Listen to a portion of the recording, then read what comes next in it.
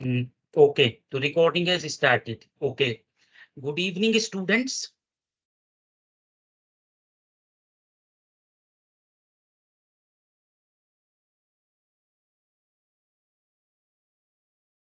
एक बार चैट में देख लेते हैं if you want to say something or ask something.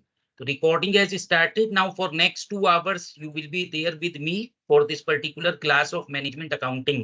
तो management accounting देखो पिछले 3 दिन से हम पढ़ रहे हैं, आज चौथी क्लास है इस सब्जेक्ट की और कल लास्ट है 5वीं क्लास। ये 5 रिवीजन क्लासेस बच्चों आपको दी गई थी और आज हम जो आज की क्लास में पढ़ेंगे बजटरी कंट्रोल, जैसा मैंने बताया था यूनिट 1, 2 और 5 हम ऑलरेडी कर चुके हैं। तो यूनिट 1, 2, 3 और 5 हम ऑलरेडी कर चुके हैं। आज की क्लास में हम जो यूनिट करेंगे वो यूनिट नंबर 4 है। और जैसा मैंने आपको बताया था यूनिट 4 की वेटेज पेपर में 30 मार्क्स की रहती है। कितने मार्क्स की? 30 मार्क्स की। तो इसमें दो ब्रॉड चैप्टर्स हैं आपके। कौन कौन से? एक बजटरी कंट्रोल और एक स्टैंडर्ड कॉस्टिंग। दो चैप्टर्स हैं मेन इसमें। तो उन दोनों चैप्टर्स पर मतलब आज हम बेसिकली बजटरी कंट्रोल की बात करेंगे और कल का जो आखिरी सेशन है उसमें हम स्टैंडर्ड कॉस्टिंग की बात करेंगे। तो मेरी आवाज ठीक से आ रही है ना आप सभी को? तो आज हमें जो पढ़ना है वो बजटरी कंट्रोल पढ़ना है और उससे रिलेटेड अभी बात करनी शुरू करते हैं। आप सभी को पता है थोड़ा सा बजट क्या होता है, किस किस तरीके के बजट्स हम बनाते हैं, बजट क्यों बनाते हैं, तो वही सब कुछ इस चैप्टर में हमें पढ़ना है। Okay, good evening. As such किसी ने कुछ क्वेश्चन या कुछ ऐसी क्वेरी नहीं आई है? आपकी चैट ही मैं खोल रहा था, वो खुल गई। ठीक है, पढ़ लिया हमने सबका। ओके, तो अब हम फॉर्मली इस सेशन को स्टार्ट कर रहे हैं with basically the topic budgetary control. और जैसा आपको पता ही है कि हम शुरू में आपको क्या दिखाते हैं हमेशा, सबसे पहले कि यूनिट में क्या क्या हमें पढ़ना है। ठीक है, वेटेज चलो ये खुल गया, इसको देख लो। यूनिट 4, एक मिनट, यूनिट 4 दिख रहा है ना बेटा इस टेबल में? ये क्या है?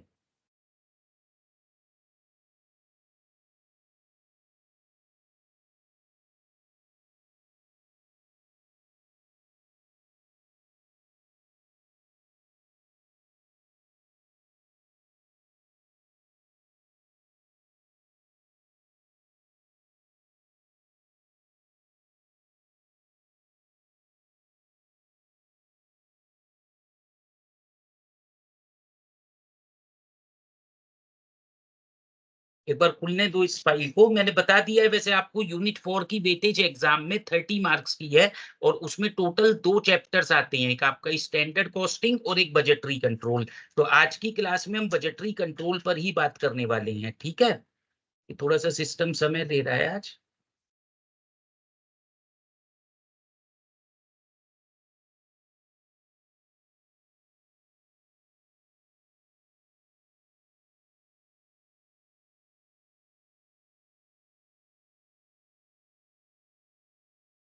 चलिए, तो इन द मीन टाइम अगर ये फाइल ठीक आपको दिख रही है, हाँ हाँ, ये और रोल दिख रहा है इसमें, तो एक बार मैं पढ़ दूं कि देखो आज की क्लास में इस बजटरी कंट्रोल में क्या क्या हमें पढ़ना होता है। बजटिंग एंड बजटरी कंट्रोल, ठीक है, चैप्टर का नाम है बजटरी कंट्रोल। लेकिन बजटरी कंट्रोल कहाँ से शुरू होता है? बजटिंग से शुरू होता है। तो इसमें हमें बात करनी है कॉन्सेप्ट ऑफ बजट, बजट का क्या कॉन्सेप्ट है, budgeting and budgetary control, objectives, merits and limitations. ठीक है, बजट एडमिनिस्ट्रेशन कैसे करेंगे, फंक्शनल बजट्स क्या होते हैं, वो कैसे बनेंगे, फिक्स्ड एंड फ्लेक्सिबल बजटिंग क्या है, जीरो बेस बजटिंग क्या है, प्रोग्राम एंड परफॉर्मेंस बजटिंग। तो ये सब कुछ बात हमें अभी करनी है आज के सेशन में। और बचा जो रह जाएगा standard costing and variance analysis, इसकी बात हम कल करेंगे। लेकिन थोड़ा सा इसका एस्पेक्ट भी आज कवर करेंगे। देखो कौन सा, पहले तो ये सब तो कल होगा, meaning of standard cost and standard costing, advantages, limitation and application. Variance analysis के नाम पे हमें कौन कौन सा पढ़ना है? Material and labour variance only. इसका मतलब ओवरहेड वेरिएंस भी होता है, सेल्स वेरिएंस भी होता है, लेकिन आपको ओवरहेड और सेल्स नहीं पढ़ना है। आपको कौन कौन सा पढ़ना है बेटा? सिर्फ मटेरियल वेरिएंस और लेबर वेरिएंस। ठीक है, एक टॉपिक लिखा है कंट्रोल रेशियोज। तो ये कंट्रोल रेशियोज ना थोड़ा सा बजटिंग से ही रिलेटेड होता है, इसको हम कोशिश करेंगे आज ही कंप्लीट कर दें। तो ये तो हो गया इसके सिलेबस की बात। आप सभी अगर पुराने बच्चे हैं, रेगुलर जो मेरी पिछली 3 क्लास अटेंड कर चुके हैं, तो आपको पता है कि मैंने बता रखा है ज्यादातर कंटेंट में एम एन अरोड़ा की किताब से यूज करता हूँ, मैनेजमेंट अकाउंटिंग। बाकी महेश्वरी एंड मित्तल भी एक अच्छी किताब है इस सब्जेक्ट के लिए, और आपके एसओएल का स्टडी मटेरियल भी बेटा अच्छा है। तो आप जिसको भी जैसे भी रेफर करना चाहें कर सकते हैं। तो ये तो बात आज के सेशन में हमें क्या क्या पढ़ना है।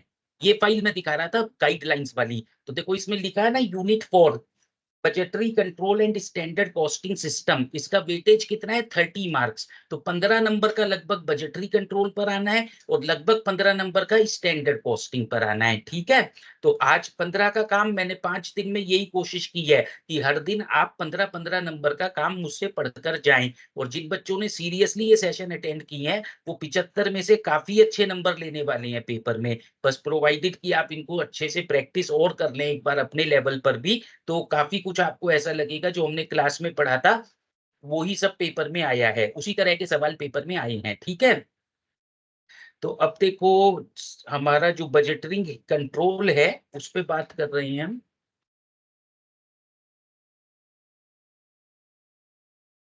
ये 1 मिनट का समय ले रहा है मुझे लगता है।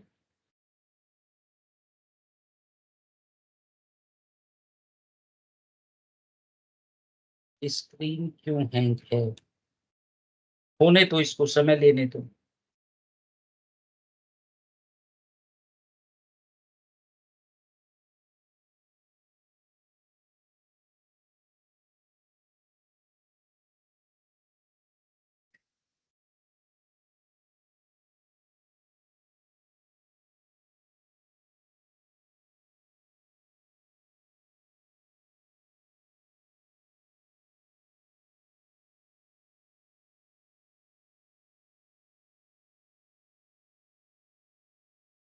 पर ये तो इसे बंद करके दोबारा खोलें क्या?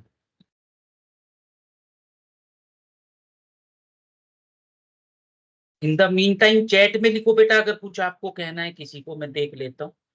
उसको खुलने दो।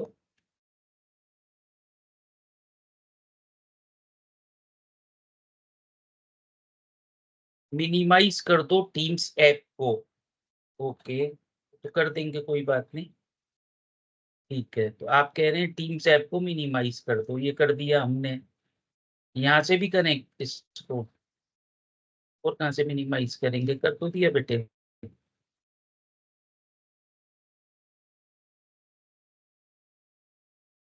एक्स्ट्रा खुल रहा है क्या कुछ?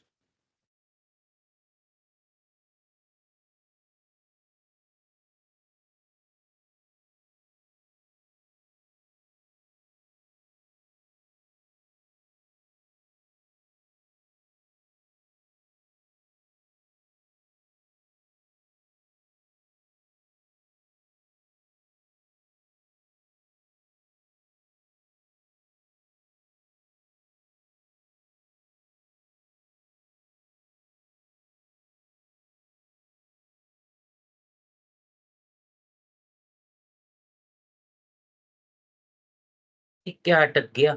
चल ही नहीं रहा।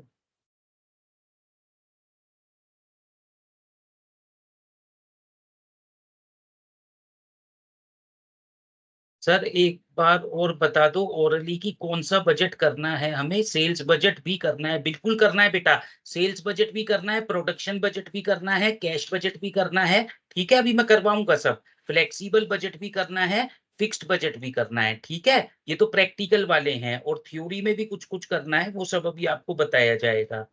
वो फाइल हमने बंद कर दी, एक बार उसको दोबारा खोला जाएगा।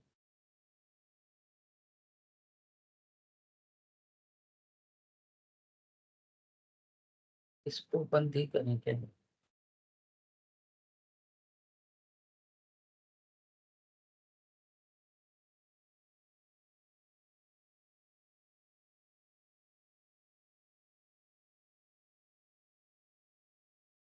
ये यहाँ हैंग हो गया है।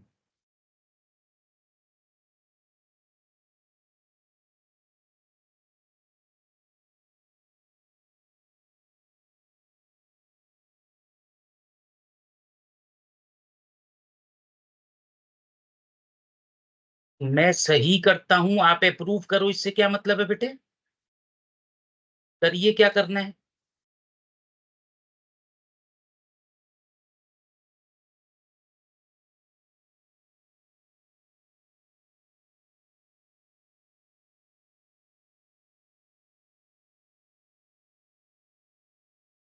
अच्छा गिव कंट्रोल, लो मैंने कर दे दिया आपको। सर वो अब क्या इशू हो रहा है इसमें?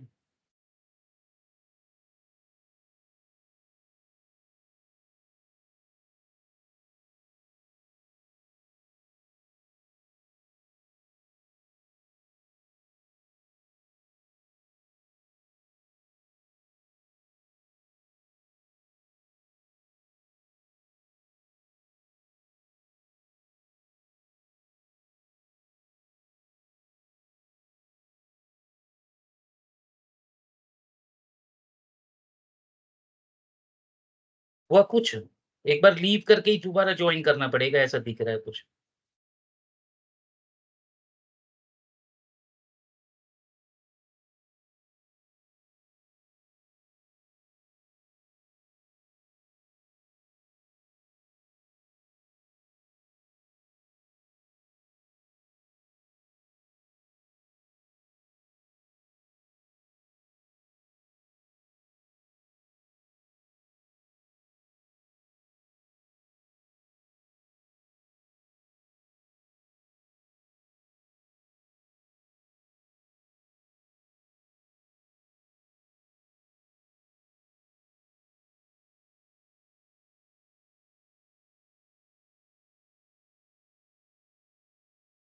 आ रहा है बेटा गौरव समझ, कुछ होगा नहीं तो लीव करके एक बार हम दोबारा शुरू करते हैं फिर।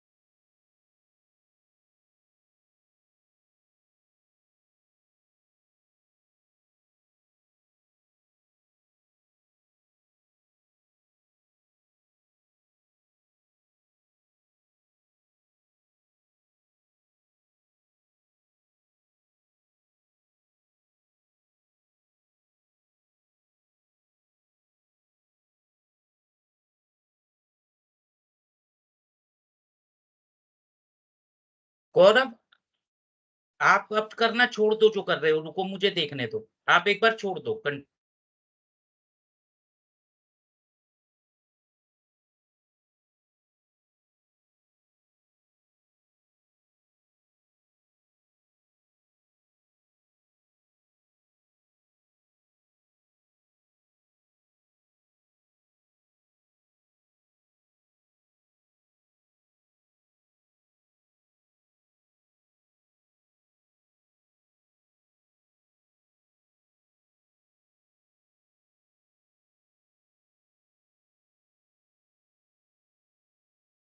आप रहने दो बेटा, अब मैं फाइल खोल देता हूँ।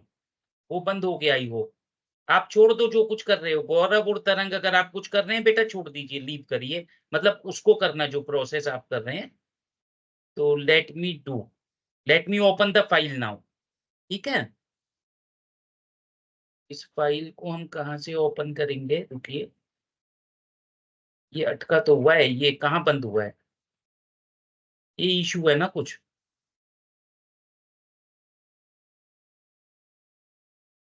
ये फाइल हैंग हुई पड़ी है।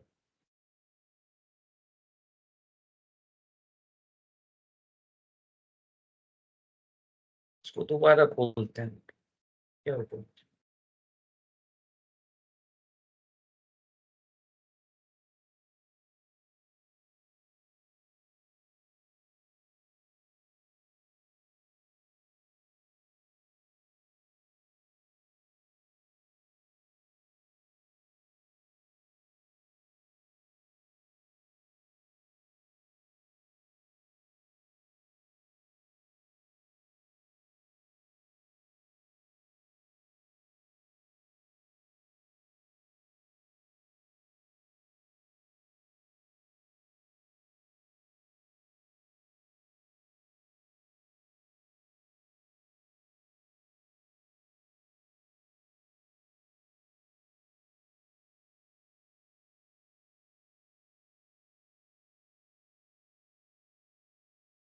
एक बार मैं फिर से ओपन करके देख रहा हूँ बेटा, रुकिए 1 मिनट का समय दीजिए। तो नहीं तो मुझे लग रहा है वही लीव करके मैं दोबारा ज्वाइन करूंगा ना तो ये हो जाएगा। एक बार बस लास्ट एक ही अटेम्प्ट करते हैं कि ये खुलता है या नहीं।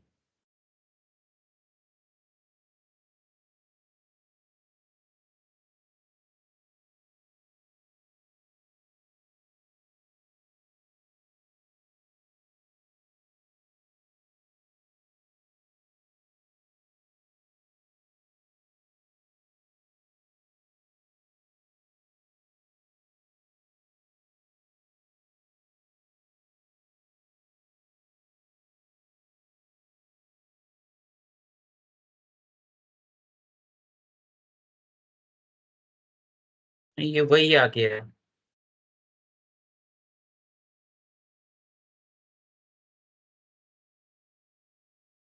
रुको एक बार बेटा, मैं लीव करता हूँ, दोबारा ज्वाइन करूंगा।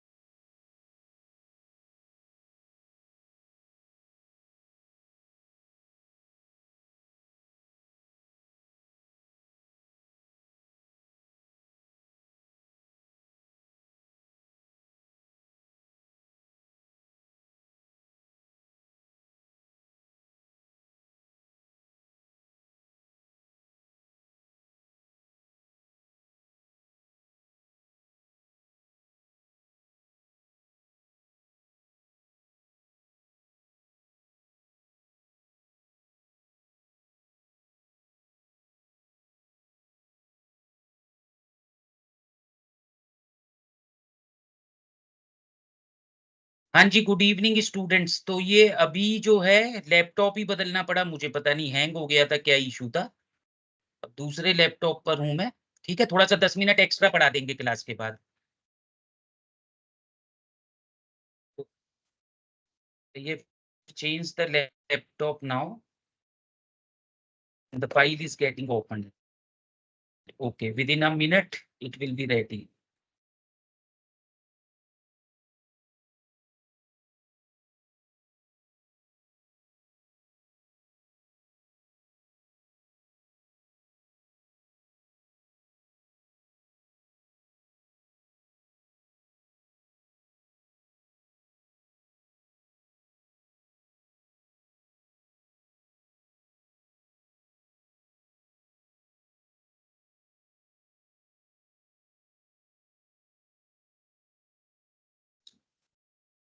इसे ओपन कर दो ना बेटे, छोड़ दो बस।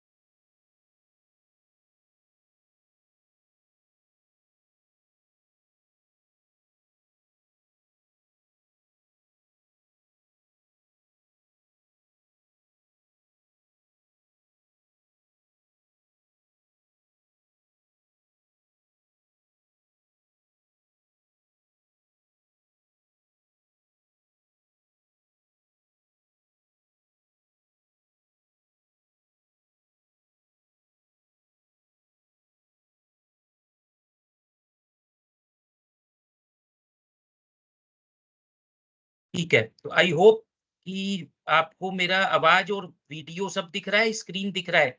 एक बार बेटा बताइए। Yes sir, okay. ठीक है, तो वी वर टॉक, रिकॉर्डिंग तो ऑन ही है ना अभी? ठीक है, ओके। तो we were talking about unit 4 of our syllabus. Unit 4 की बात कर रहे थे। यूनिट 4 क्या था? Budgetary control. Budgetary control and standard costing. तो आज की क्लास में हमें बजटरी कंट्रोल की बात करनी थी। तो ये सिस्टम कुछ प्रॉब्लम कर रहा था, जिसके कारण अभी सिस्टम बदला। और अब देखो बेटा, आपको इसको करते हैं कंप्लीट। ठीक है, तो ये अब स्क्रीन पर आपको बजटिंग एंड बजटरी कंट्रोल नाम की एक फाइल दिख रही है।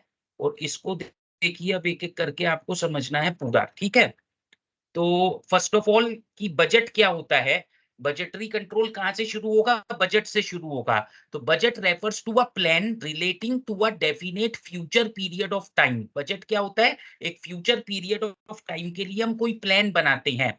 एक्सप्रेस्ड इन मॉनिटरी एंड और क्वांटिटेटिव टर्म्स। मॉनिटरी टर्म्स में उसको एक्सप्रेस करते हैं। तो वो बजट होता है। फ्यूचर इंपॉर्टेंट है, मॉनिटरी टर्म्स इंपॉर्टेंट है। In relation to a business, a budget is a formal expression of the expected incomes and expenditure for a definite future period. तो एक future के लिए जो इनकम और एक्सपेंस की स्टेटमेंट बनाते हैं उसको बजट कहते हैं। एक डेफिनेशन भी दे रखी है, देखो, the chartered institute of management accountants of London has defined a budget as a financial and or quantitative statement prepared prior to a defined period of time। तो बजट हमेशा फ्यूचर के लिए बनाया जाता है, समय बीत गया तो बजट नहीं बनाओगे, ठीक है।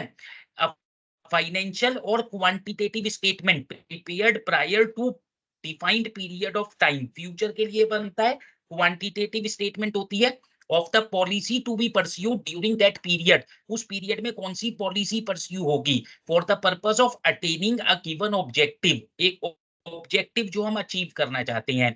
It may include income, expenditure and employment of capital, तो उसमें कितनी इनकम आ रही है, कितना एक्सपेंडिचर हो रहा है, पैसा हम कहां पर लगाएंगे, इन सब चीजों की बजट में बात होगी, ठीक है। अब देखो, बजट के बाद आता है सेकंड, बजटिंग। तो नाम से ही समझ में आता है बजटिंग से क्या मतलब है, बजट बनाने की प्रोसेस को बजटिंग कहते हैं। The act of preparing budget is called budgeting. In the words of J Batty, the entire process of preparing the budget is known as budgeting. यही बोला ना मैंने, बजट बनाने की प्रोसेस को बजटिंग कहते हैं। तो अब इसमें शुरू में लिखा था ना, बजट समझना है, बजटिंग समझना है, बजटरी कंट्रोल समझना है। अब हम आ गए बजटरी कंट्रोल पर। तो बजटरी कंट्रोल से क्या मतलब है, budgetary control is a system of controlling cost through preparation of budget. तो बजट बनाकर कंट्रोल करना कॉस्ट को। बजटिंग इज दस only a part of the budgetary control, समझ गए। तो बजट बनेगा, बजटिंग होगा, बजटरी कंट्रोल आएगा, तीसरे नंबर पर बजटरी कंट्रोल का काम होगा। According to CIMA London, budgetary control is the establishment of budgets relating to the responsibilities of executives of a policy and the continuous comparison of the actual with the budgeted results। तो basically क्या समझ में आया, जब हम budgetary control की बात करते हैं तो एक्चुअल और बजट को कंपेयर करते हैं, either to secure by individual action the objective of the policy or to provide a basis for its revision. तो हमारा क्या ऑब्जेक्टिव है, कैसे उसको रिवाइज करना है, क्या बजट था, क्या एक्चुअल है, उस सबको कंट्रोल किया जाता है किसमें, जब हम बजटरी कंट्रोल करते हैं। अब बजटरी कंट्रोल की देखो कुछ फीचर्स दे रखी हैं, थोड़ा सा थ्योरी भी आती है इस चैप्टर में से। मैंने बताया था कि मतलब ये प्योरली प्रैक्टिकल नहीं है, जैसे पार्ट ए आपका 7 नंबर का थ्योरी का होगा, पार्ट बी 8 नंबर का प्रैक्टिकल का होगा। तो इसीलिए जहाँ थ्योरी इंपॉर्टेंट है बेटा, मैं थ्योरी पढ़ाता हूँ, न्यूमेरिकल क्वेश्चन इंपॉर्टेंट है, न्यूमेरिकल क्वेश्चन पढ़ाता हूँ। आप सबको ये बात समझ आ ही रही होगी। तो कैरेक्टरिस्टिक्स की बात करें तो establishment of budgets for each function department of the organisation. तो बजटरी कंट्रोल में सबसे पहले क्या करना पड़ेगा, बजट बनाना पड़ेगा। किसका बजट बनेगा, हर फंक्शन का, जैसे production budget, sales budget, marketing budget, finance budget वगैरह वगैरह, हर डिपार्टमेंट का, ठीक है। Comparison of actual performance with the budget on a continuous basis, अभी बताया ना, एक्चुअल का बजट से हम कंपैरिजन करेंगे। Analysis of the variation of actual performance from the budgeted performance to know the reason thereof. तो actual का budget से क्या डिफरेंस है और वो डिफरेंस के क्या कारण हैं, उसको हम वेरिएंस एनालिसिस में भी करेंगे। टेक मतलब वेरिएंस और स्टैंडर्ड कॉस्टिंग जब तक नहीं हो सकता जब तक हम बजट ना बना लें। तो पहला काम है बजट, दूसरा काम है स्टैंडर्ड, तीसरा काम है वेरिएंस एनालिसिस, ठीक है। तो taking suitable remedial action wherever necessary, तो जहां जरूरत होगी तो फिर हम रेमेडियल एक्शन भी लेंगे। Revision of budgets in view of changes in the condition, तो अब जब कई बार होता है ना, टेक्नोलॉजी बदल जाती है बेटा, बिजनेस एनवायरनमेंट बदल जाता है, तो हमें अपने बजट्स को भी चेंज करना पड़ेगा। जैसे कोरोना आया, कोविड-19, तो बजट बना के रखा था हम 1 लाख यूनिट बेचेंगे, लॉकडाउन लग गया तो आप तो 10,000 भी नहीं बेच पाए होंगे। तो उस पीरियड में अकॉर्डिंगली हमें बजट को चेंज करना पड़ा, मतलब मान के चलिए due to change in the conditions, ठीक है। तो अभी तक मैंने आज की क्लास में क्या पढ़ाया, बजट क्या होता है, बजटिंग क्या होता है, बजटरी कंट्रोल क्या होता है। सिलेबस मैंने दिखाया था शुरू में, आप जो भी बच्चे प्रेजेंट थे, तो इन्हीं तीनों चीजों से ये चैप्टर शुरू होता है। ये चैप्टर पूरा 15 मार्क्स की वेटेज रखता है, जैसा मैंने आपको बताया, ठीक है। थोड़ा सा आगे चलते हैं। ऑब्जेक्टिव्स ऑफ बजटरी कंट्रोल, अभी हमने पढ़ लिया ना बजटरी कंट्रोल क्या है, तो उसका क्या ऑब्जेक्टिव्स होता है, मतलब क्यों करते हैं बजटरी कंट्रोल, क्यों करना है। फर्स्ट पॉइंट है planning. A budget provides a detailed plan of action for a business over a defined period of time. अभी बताया था बेटा, बजट बनाते हैं फ्यूचर के लिए, प्लान होता है फ्यूचर के लिए. तो जब तक बजट नहीं बनेगा तो प्लानिंग का कोई मतलब ही नहीं है. Coordination. Budgeting aids managers in coordinating their efforts so that the objectives of the organization as a whole harmonize with the objectives of the division. मतलब जो फाइनेंस डिवीजन है, जो मार्केटिंग डिवीजन है, जो प्रोडक्शन डिवीजन है, जो purchase division है, उन सबके ऑब्जेक्टिव्स आपस में मतलब कोई आपस में कंसिस्टेंट हो और वो overall objective of the organisation हम अचीव कर पाए. कोऑर्डिनेशन होना चाहिए. अगर प्रोडक्शन ज्यादा करना है तो स्वाभाविक सी बात है फाइनेंस मुझे ज्यादा चाहिएगा, तो फाइनेंस डिपार्टमेंट का बजट अपने आप बदल जाएगा. प्रोडक्शन कम करना है तो फाइनेंस का बजट अपने आप बदल जाएगा, मार्केटिंग का अपने आप बदल जाएगा. तो कोऑर्डिनेशन होना चाहिए. ये तो नहीं कि फाइनेंस वाले तो कह रहे हैं पैसा नहीं देंगे, हम कम प्लान करके चल रहे हैं, और उधर प्रोडक्शन वाले बोले नहीं जी हम तो प्रोडक्शन ज्यादा करेंगे. कहां से करोगे जब आपको पैसे ही नहीं मिलेगा. ठीक है. कोऑर्डिनेशन इंपॉर्टेंट है. जब हम बजटरी कंट्रोल करते हैं तो we are able to coordinate among the various divisions और departments of the organisation.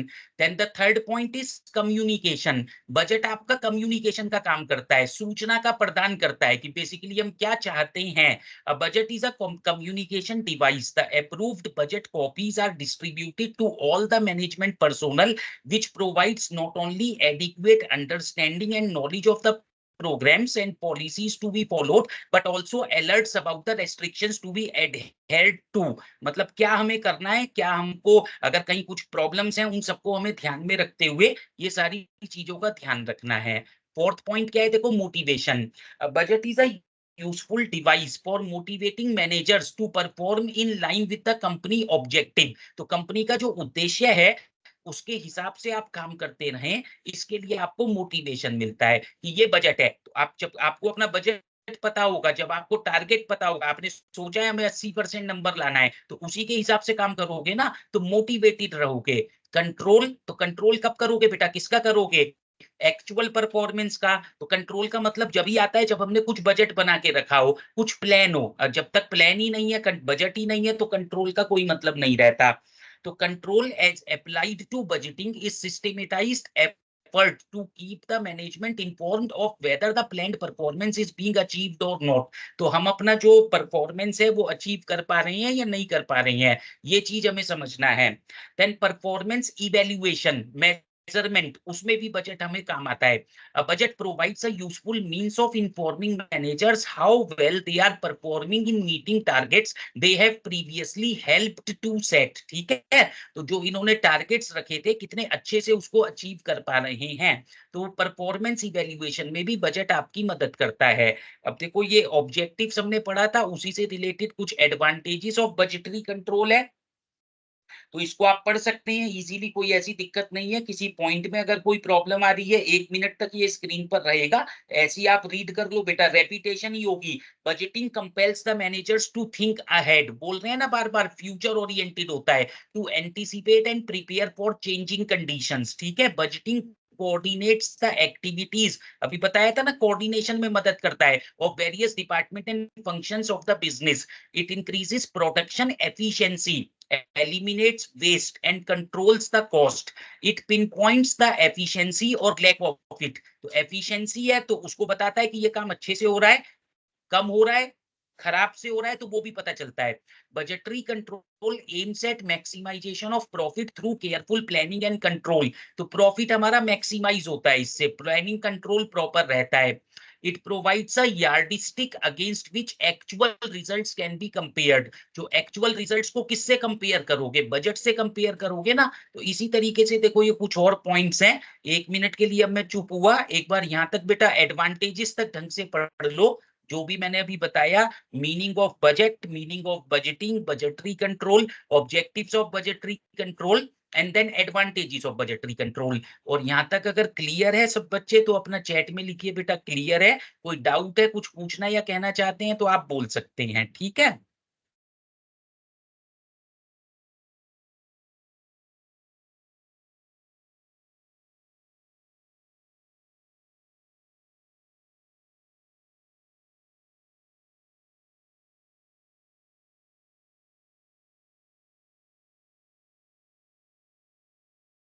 All clear, तरंग ने लिखा है। बाकी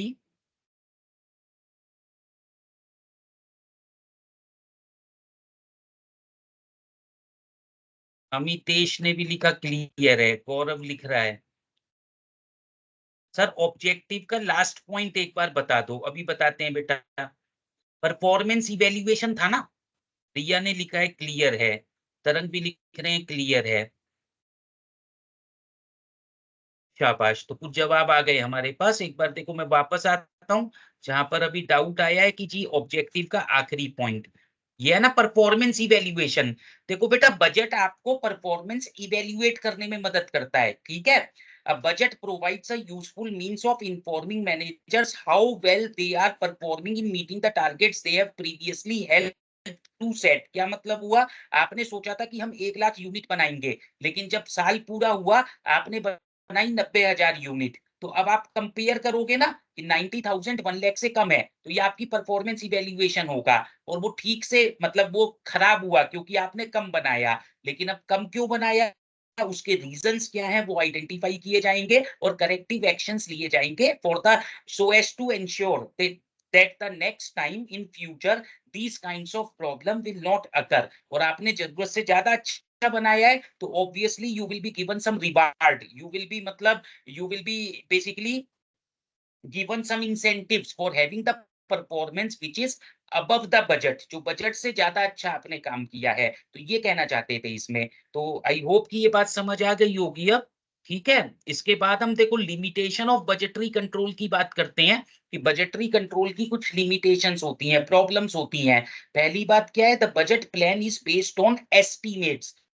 फ्यूचर फ्यूचर किसी ने प्रिडिक्ट किया है बेटा? 100% नहीं ना। हम अनुमान लगाते हैं, वो सही भी हो सकता है गलत भी हो सकता है। अगर हमारे अनुमान सही हैं तो फिर वो ठीक है। और अगर कई बार होता है ना सिचुएशन बदल जाती है तो हमारा बजट बेकार चला जाता है। ठीक है, the budgets are based on forecast and forecasting can not be an exact science. क्या मतलब हुआ?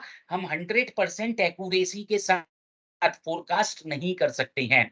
सेकंड पॉइंट क्या है? Danger of rigidity. क्या मतलब हुआ? जब बजट बन जाता है तो हम रिजिड हो जाते हैं कि भाई यही अचीव करना है। एक्चुअली उससे अच्छा भी कर सकते हैं तो नहीं करते हैं।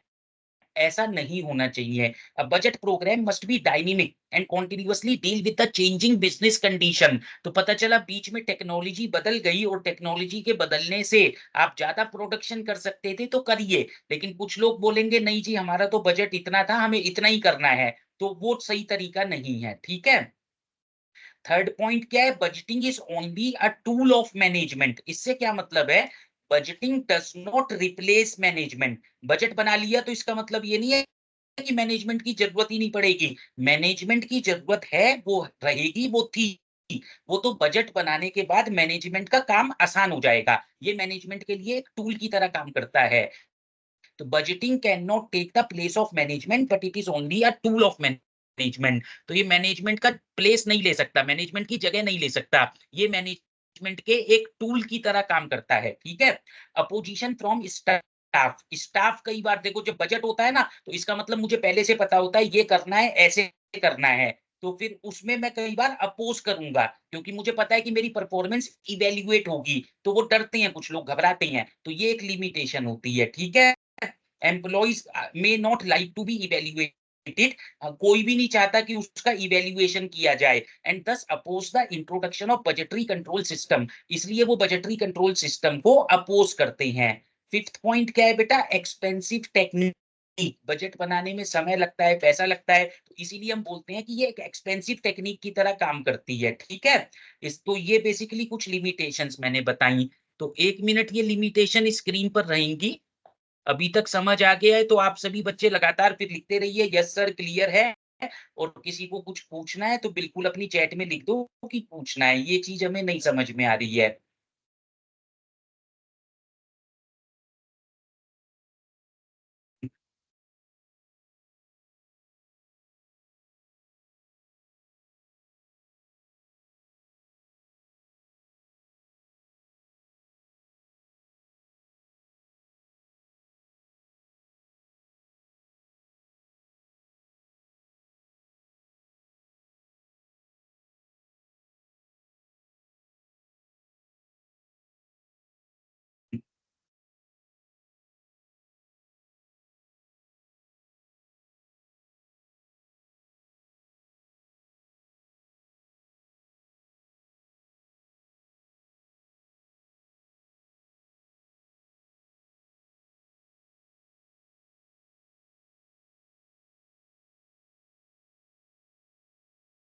ठीक है।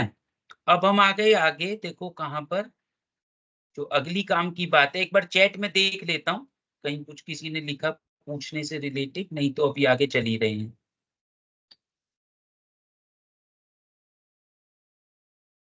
Clear clear, second point sir दोबारा बता दें, बिल्कुल बता देते हैं बेटा। और देखो कोई कुछ लिख रहा है, नहीं। ओके, सेकंड पॉइंट क्या था, आ जाते हैं हम वापस। Okay, second point is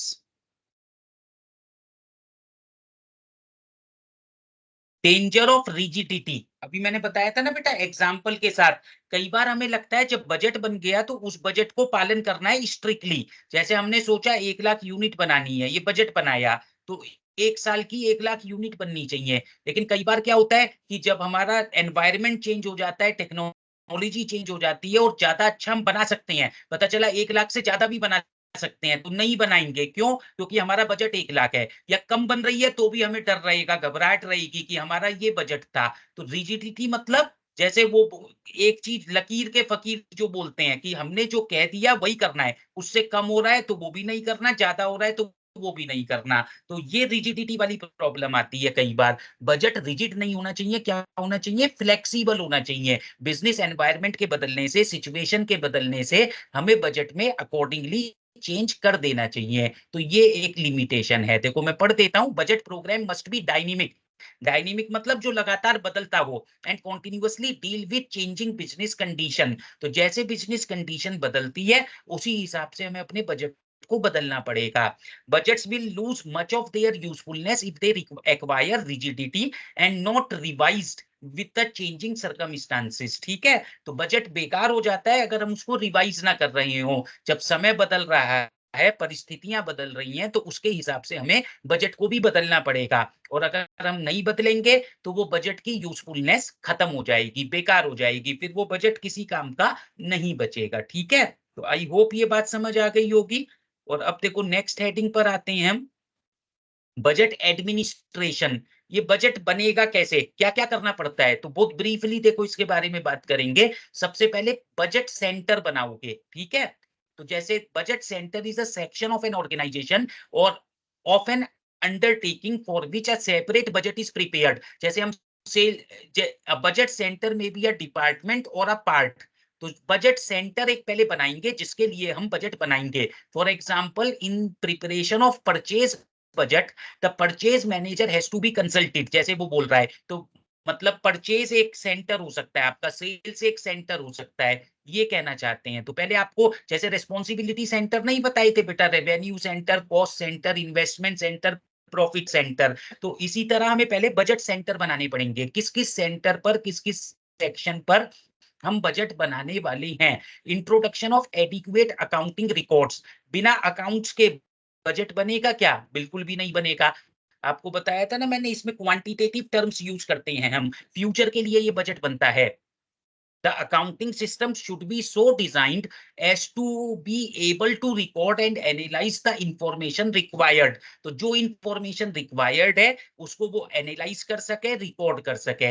The budget procedures must also employ the same classification of revenues and expenses as the accounting department। तो वो भी उनको समझ जाना चाहिए कि अकाउंटिंग डिपार्टमेंट हमारा क्या कर रहा है, कैसे कर रहा है, किसको वो रेवेन्यू बोल रहा है, किसको वो कॉस्ट बोल रहा है। ये सारी चीज हमें समझ में आनी चाहिए। ठीक है, थर्ड देखो क्या है, देखो preparation of an organisation chart. एक ऑर्गेनाइजेशन चार्ट बनाएंगे जब बजट बनेगा। ये चार्ट दिख रहा है आपको, पहले इसी को देखते हैं। जैसे मैनेजिंग डायरेक्टर होगा, एक बजट कमिटी होगी, एक बजट डायरेक्टर होगा, उनके नीचे होंगे sales manager, purchase manager, production manager, personnel manager, chief accountant, research and development manager. कोई हार्ड एंड फास्ट रूल नहीं है कि ऐसा ही चार्ट हर कंपनी में बनेगा। तो कहीं पर जो सुटेबल मॉडिफिकेशंस हैं वो कर सकते हो। सेल्स मैनेजर क्या क्या करेगा? सेल्स बजट बनाएगा, सेलिंग कॉस्ट बजट बनाएगा, डिस्ट्रीब्यूशन कॉस्ट बजट बनाएगा, एडवर्टाइजिंग बजट बनाएगा। तो ये सारे बजट किसके हाथ में आएंगे? सेल्स मैनेजर के। परचेज मैनेजर के हाथ में आएगा बेटा परचेज बजट। प्रोडक्शन मैनेजर के हाथ में आएगा production budget and plant utilisation budget. ठीक है, पर्सोनल मैनेजर किसको देखेगा? लेबर कॉस्ट बजट को। चीफ अकाउंटेंट किसको देखेगा? Cash budget, capital expenditure budget, master budget. और रिसर्च एंड डेवलपमेंट मैनेजर किसको देखेगा? रिसर्च एंड डेवलपमेंट बजट को। किसको देखेगा? रिसर्च एंड डेवलपमेंट बजट को। तो एक चार्ट हमारा जब बन जाएगा तो सारी बातें क्लियर हो जाएंगी कि ये बजटरी कंट्रोल किस तरीके से चलना है। इसके बाद देखो नेक्स्ट क्या है, एस्टैब्लिशमेंट ऑफ बजट कमिटी। वो उस चार्ट में भी दिख रहा था कि हमें एक कमिटी बनानी पड़ेगी, ठीक है। इन लार्ज कंसर्न, सब में नहीं, छोटी कंपनियों में जरूरत नहीं पड़ेगी, बड़ी में जरूरत पड़ेगी। In large concerns the direction and execution of the budget is delegated to a budget committee which reports directly to the top management. तो बड़ी बड़ी कंपनियों में हम एक बजट कमिटी बना देंगे जो डायरेक्ट मैनेजमेंट को रिपोर्ट करेगी। इसके बाद देखो फिफ्थ स्टेप क्या है, preparation of a budget manual. एक बजट मैनुअल बनाएंगे, ठीक है। बजट मैनुअल से क्या मतलब है? Budget manual is a statement of budget policies. Budget के लिए क्या क्या पॉलिसी हम यूज करने वाले हैं, ये उसकी स्टेटमेंट होती है। एक डेफिनेशन भी दे रखी है देखो CIM लंदन की, a document which sets out the responsibilities for persons engaged in the routine of and form and records required for budgetary control. तो मतलब बेसिकली बजटरी कंट्रोल के लिए जो कुछ जरूरत है वो सब आप इसमें बजट मैनुअल में लिख देंगे। तो एक हमें क्या करना है बोलो, प्रिपरेशन ऑफ बजट मैनुअल। उसके बाद क्या तय करना पड़ेगा, बजट पीरियड। हमारा बजट पीरियड क्या होगा? तो budget period is the length of time for which a budget is prepared. वो समय जिसके लिए बजट बनाया जाता है एंड, ठीक है, budget is prepared and operated. Budget periods very between short term and long term. कभी हम शॉर्ट टर्म के लिए बजट बनाते हैं, कभी लॉन्ग टर्म के लिए बजट बनाते हैं। And no specific period can be laid down for all the budget. सभी बजट्स के लिए कोई स्पेसिफिक पीरियड नहीं हो सकता कि हर बजट एक साल के लिए ही बनेगा, ठीक है। वो सिचुएशन पर डिपेंड करेगा, कौन सा बजट हम बना रहे हैं उस पर डिपेंड करेगा। उसके बाद देखो सेवंथ पॉइंट क्या है, determination of principal budget factor और की फैक्टर। कल भी समझाया था ना मैंने जब हम डिसीजन मेकिंग कर रहे थे कि कुछ की फैक्टर होते हैं। की फैक्टर मतलब जो लिमिटेड सप्लाई में है, जो इंपॉर्टेंट है, तो पहले हमें उसके हिसाब से ध्यान रखते हुए बजट बनाना पड़ेगा। तो देखो यहाँ लिखा है the key factor serves as the starting point for preparation of budget. Budget बनाने के लिए की फैक्टर बहुत इंपॉर्टेंट होता है। For instance when sales potential is limited, अगर सेल्स का पोटेंशियल लिमिटेड है, sales is the key factor. समझ के? अनलिमिटेड माल नहीं बेच सकता, मुझे पता है मैक्सिमम लेटर से मैं 10,000 यूनिट बेच पाऊंगा। तो उस केस में जो सेल्स है वो हमारा की फैक्टर की तरह काम करेगा। Therefore sales budget should be prepared first. तो उस केस में पहले हम सबसे पहले नंबर पर क्या बनाएंगे, सेल्स बजट। क्यों बनाएंगे? क्योंकि सेल्स हमारा की फैक्टर है। तो पहला काम हमें क्या करना पड़ेगा, सेल्स बजट बनाना पड़ेगा, ठीक है। तो अब हम आएंगे फंक्शनल बजट पर। तो 1 मिनट के लिए, 2 मिनट के लिए हम रुक सकते हैं। आपको सबको बेटा यहाँ तक अगर सारी बात क्लियर है तो अपना लिखो चैट में क्लियर है, कोई पॉइंट पूछना है तो पूछ लो। तो अभी हमने क्या पढ़ा, बजट एडमिनिस्ट्रेशन। मतलब ये जो बजट बनना है, जो बजटरी कंट्रोल होना है, ये कैसे होगा किसी कंपनी में। तो इसके लिए 7 स्टेप प्रोसेस बताया है। सबसे पहला स्टेप क्या है, creation of budget centres. Second step है introduction of adequate accounting records. Third है preparation of an organisation chart, एक चार्ट बनाओगे। उसके बाद देखो फोर्थ स्टेप है आपका क्या, एस्टैब्लिशमेंट ऑफ बजट कमिटी। एक बजट कमिटी आपके पास होनी चाहिए। फिफ्थ स्टेप है प्रिपरेशन ऑफ बजट मैनुअल, एक अच्छा बजट मैनुअल बनाएंगे। सिक्स्थ स्टेप है देखो बजट पीरियड तय करोगे। और सेवंथ स्टेप है डिटर्मिनेशन ऑफ प्रिंसिपल बजट और की फैक्टर। की फैक्टर क्या है हमारा, वो तय करोगे, ठीक है। तो ये बजट एडमिनिस्ट्रेशन कैसे होगा ये आप स्क्रीन पर आपके सामने है।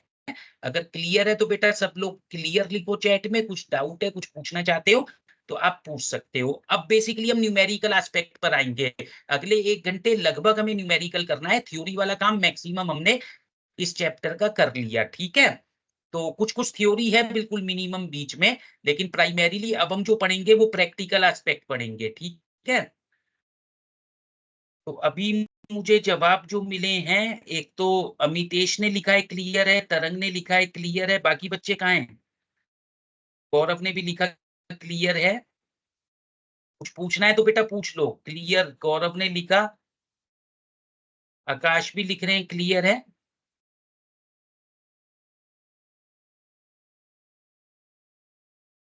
ठीक है, तो अब 1 मिनट का आप सिर्फ ब्रेक ले सकते हैं और 1 मिनट बाद अभी हम आगे शुरू करेंगे, ठीक है।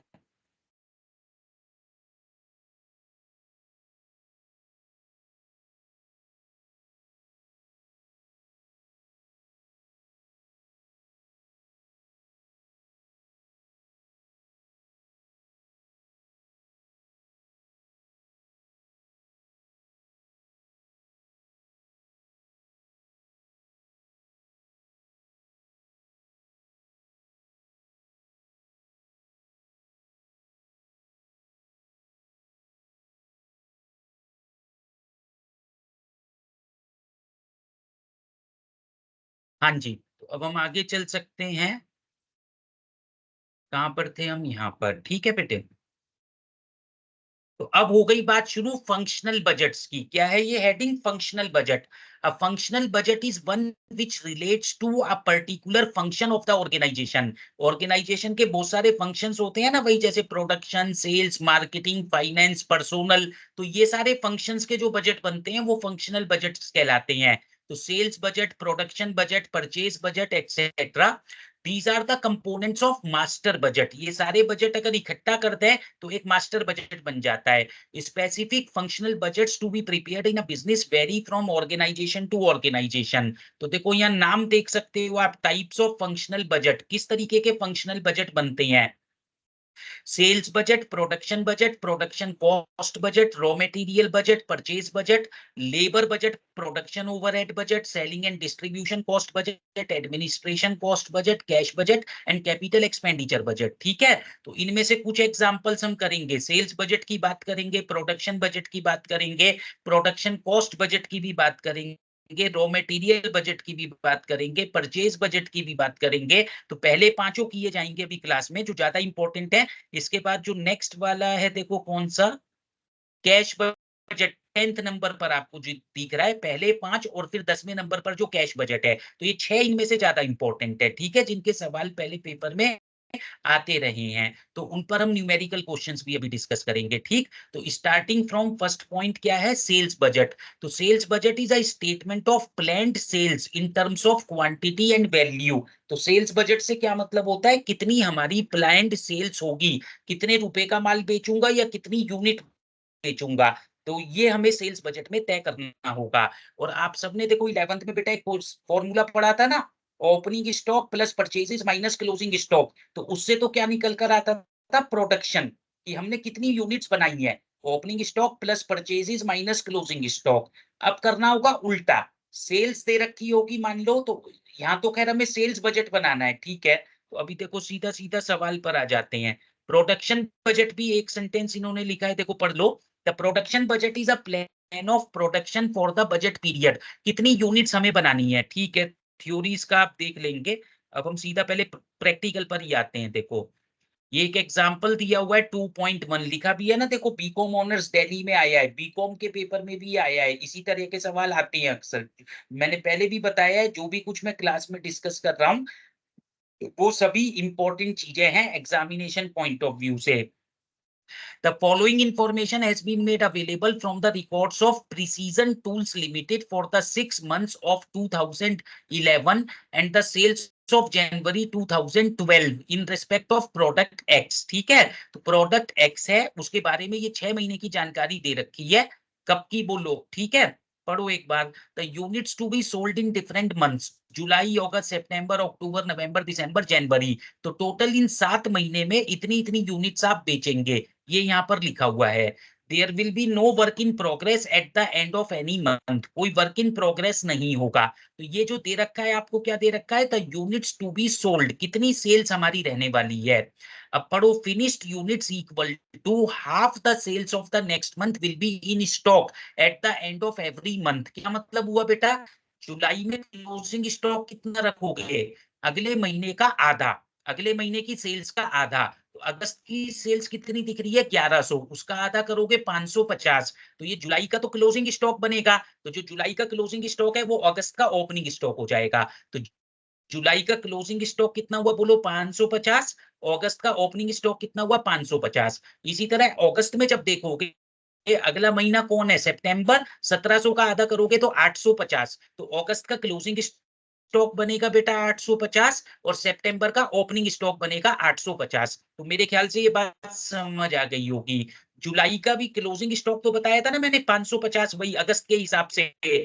अगर मैं पूछूं जुलाई का ओपनिंग स्टॉक कितना रहा होगा, अगर मैं आपसे पूछूं जुलाई का ओपनिंग स्टॉक कितना रहा होगा, तो जुलाई से पहले क्या था? जून। जो जून का क्लोजिंग स्टॉक रहा होगा, तो बोलो जून का क्लोजिंग स्टॉक कितना रहा होगा? जुलाई का आधा। जून का क्लोजिंग स्टॉक कितना रहा होगा? जुलाई का आधा। तो 1100 का आधा 550। समझ रहे हो ना बेटा क्या बोला है इसने? Finished unit equal to half the sales of next month will be in stock.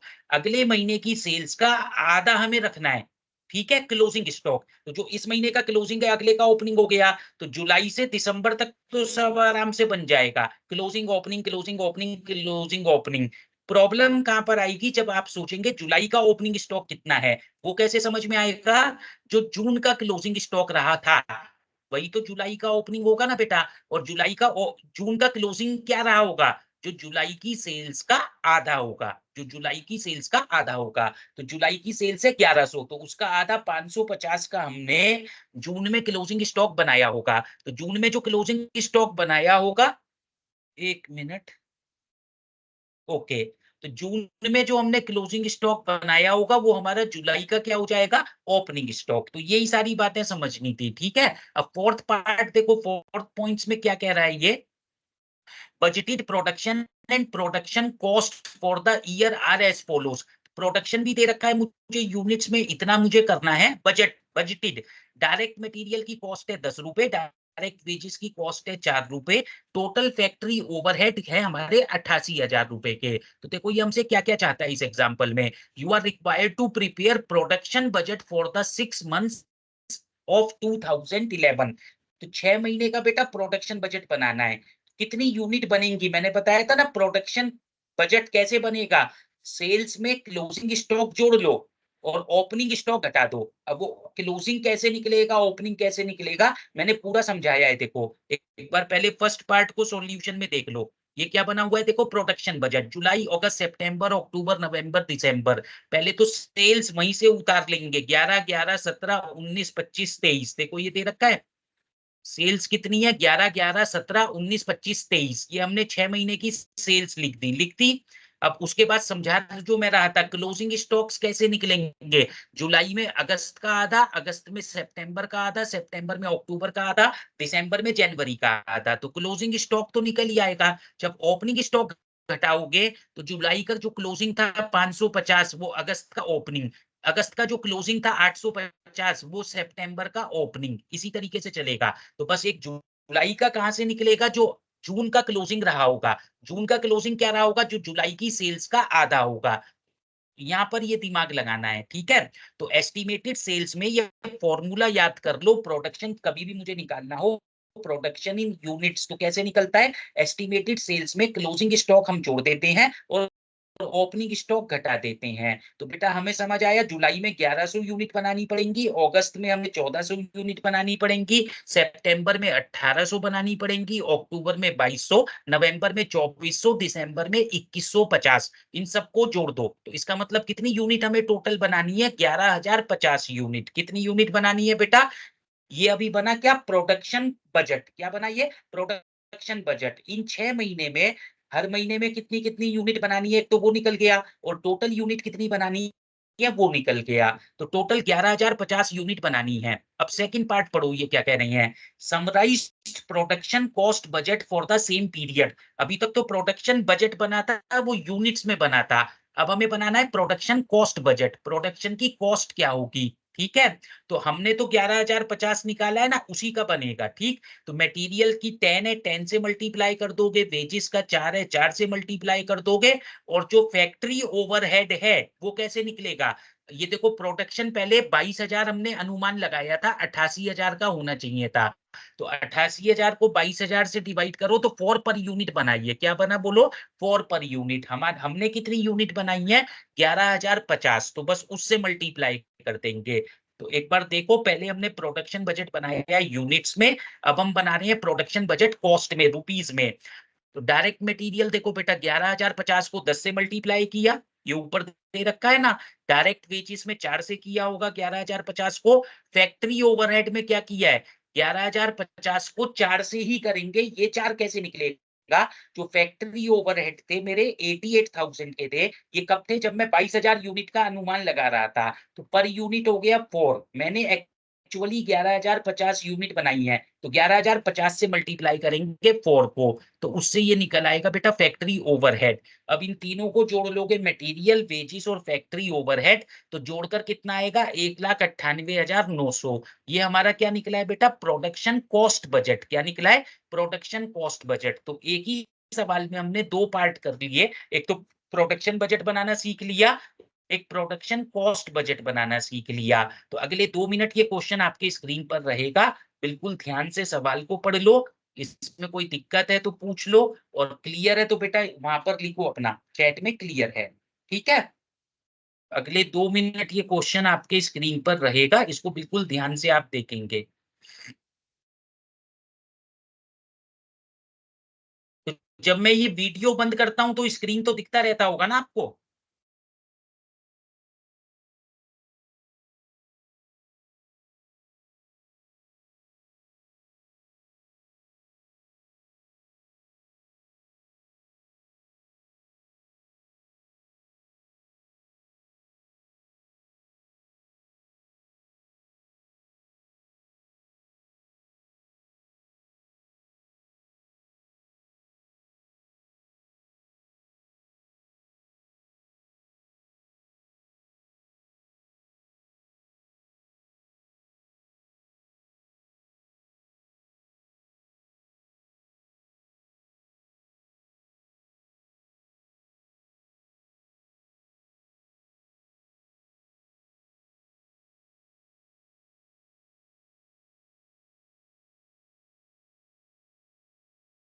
Clear है ना सभी को? देखो किसी को कोई डाउट है तो बेटा लिख दो, नहीं तो आगे। अब कब है क्लास? अभी तो क्लास चल रही है बेटा, 7 बजे तक रहेगी ये क्लास, 5 से 7 होती है। फैक्ट्री ओवरहेड 4 कैसे आया? 88,000 दे रखा था बेटा टोटल, और 22,000 यूनिट का बजट था। तो 88,000 बटे 4 करेंगे ना, तो 88,000 बटे 22,000 करेंगे, तो वहां से 4 आया था, और उसको हमने 11,050 से मल्टीप्लाई किया था। तो सौरभ अब समझ आया होगा आपको?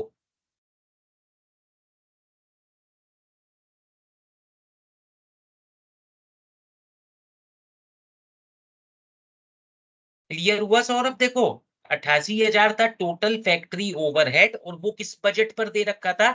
जब हम 22,000 यूनिट बना रहे थे, 88,000 बटे 22,000 करेंगे तो 4 रुपए पर यूनिट था बेटा वो।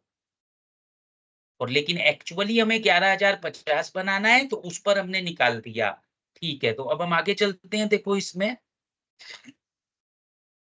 ये आपका आ गया रॉ मटेरियल परचेज बजट। ठीक है, रॉ मटेरियल कितना खरीदना है, नाम से ही समझ में आ रहा है, एक परचेज बजट है। ठीक है, तो अब एक सवाल लेंगे जिसमें ये सारी बातें काम आएंगी। ये थ्योरी थोड़ी सी आप पढ़ लेना, समय बचेगा तो कुछ और मैं पढ़ा भी दूंगा।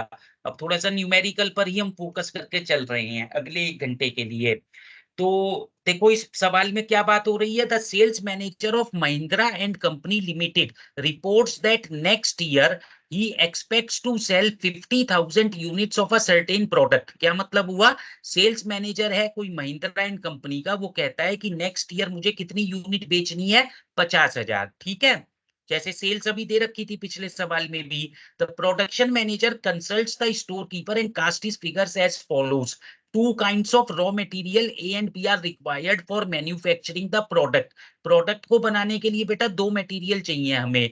Each unit of the product requires 2 kg of A and 3 kg of B. ए की हमें 2 किलो चाहिए होता है यूज करना, बी का हमें 3 किलो चाहिए होता है। ठीक है, the estimated opening balances at the commencement of the next year are. जो ओपनिंग बैलेंस, ओपनिंग स्टॉक जैसे उसमें हम कह रहे थे, फिनिश्ड प्रोडक्ट का 10,000 है, वो अलग हम यूज करेंगे। रॉ मटेरियल ए का 12,000 किलो है, वो ए के साथ काम आएगा।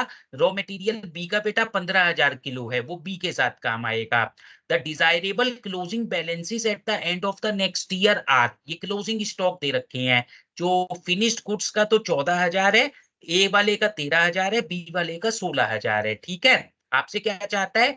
Draw up a material purchase budget for the next year. तो कितना कितना मटेरियल खरीदना पड़ेगा, मटेरियल परचेज बजट हमें बनाना है। तो मटेरियल परचेज बजट बनाने के लिए पहला काम क्या करना पड़ेगा? प्रोडक्शन बजट बनाओगे, क्योंकि कितना ए खरीदना है कितना बी खरीदना है वो किस पे डिपेंड करता है बेटा? कितनी यूनिट्स हम बनाने वाले हैं। तो अभी अभी समझाया था ना हमने, प्रोडक्शन कैसे निकल कर आता है? सेल्स में क्लोजिंग स्टॉक जोड़ लो और ओपनिंग स्टॉक घटा दो, तो वही यहाँ पर करना है। देखो सेल्स कितना दे रखा था? 50,000। अभी हम सिर्फ फिनिश्ड गुड्स की बात कर रहे हैं। किसकी बात कर रहे हैं बोलो? फिनिश्ड गुड्स की। तो सेल्स हमारा था 50,000 यूनिट। क्लोजिंग स्टॉक देखो फिनिश्ड गुड्स का कितना था हमारा?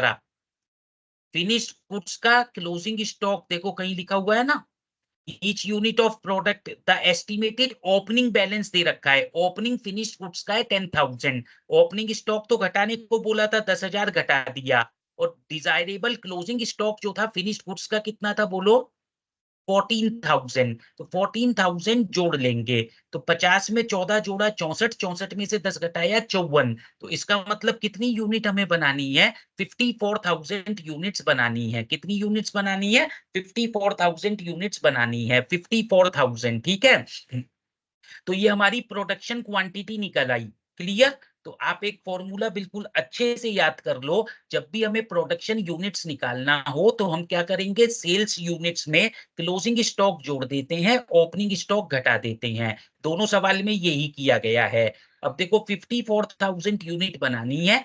ए जो हमें चाहिए, कितनी यूनिट चाहिए, देखो ऊपर से पढ़ो, each unit of product requires 2 kg of A. तो मतलब 54,000 बनाने के लिए ए चाहिए 2 kg, तो 54 × 2 कर लेंगे। बी कितना चाहिए, 54,000 × 3, ये कर लेंगे। उसमें क्या जोड़ेंगे, ओपनिंग स्टॉक और क्लोजिंग स्टॉक, जैसे अभी अभी हमने फिनिश्ड गुड्स में किया था। तो देख लो बेटा, कंजम्पशन ड्यूरिंग द ईयर, ए हमें चाहिए 54,000 यूनिट बनाना है तो 2 पर kg चाहिएगा। बी का हमें क्या चाहिए, 54,000 यूनिट बनाना है तो 3 पर kg चाहिएगा। तो ये तो क्या निकला, कितना कंजम्पशन करेंगे, क्या निकला, कितना कंजम्पशन करेंगे, रॉ मटेरियल जो खा लिया जाएगा, ठीक है, कंज्यूम कर लिया जाएगा। तो उसमें से क्या करेंगे, at desired stock at the end of the year.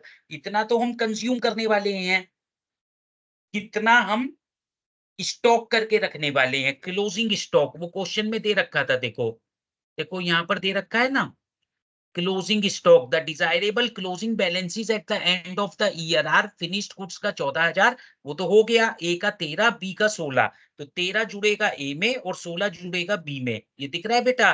Eight desired stock at the end of the year, A में जोड़ा 13,000, बी में जोड़ा 16,000। उसमें से फिर लेस क्या कर देंगे, expected stock at the commencement of the year, मतलब वही ओपनिंग स्टॉक, देखो क्वेश्चन में दे रखा है, ओपनिंग बैलेंसेस कितने कितने दे रखे हैं, ए का 12,000, बी का 15,000, ये घट जाएगा। ओपनिंग स्टॉक 12,000 ए में से घट जाएगा, 15,000 बी में से घट जाएगा। तो इसके बाद ये आ जाएगा quantities of material to be purchase, तो ये आ गया, ठीक। तो परचेजेस मुझे निकालना हो तो हम क्या करते हैं, कंजम्पशन जो दे रखा है, इवन प्रोडक्शन निकालना था तो क्या किया था, सेल्स में क्लोजिंग स्टॉक जोड़ा था, ओपनिंग स्टॉक घटाया था।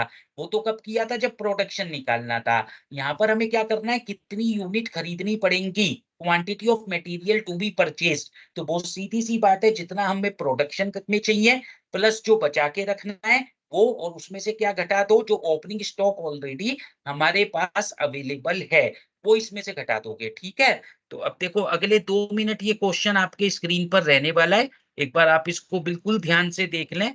अगर आपको लगता है बेटा कुछ पूछना चाह रहे हो इसमें तो पूछ लीजिए, और है तो बोलिए क्लियर है। चैट में मुझे सबके जवाब आने चाहिए।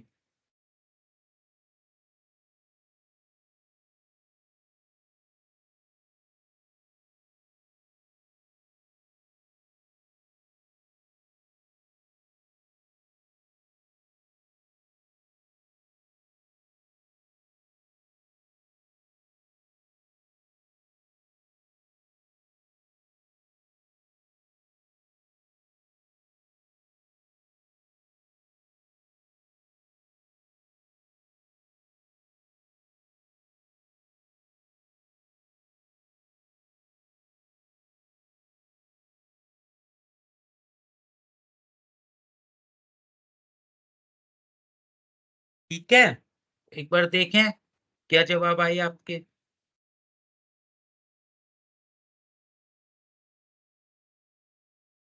क्लियर है, क्लियर है। और बाकी बच्चे,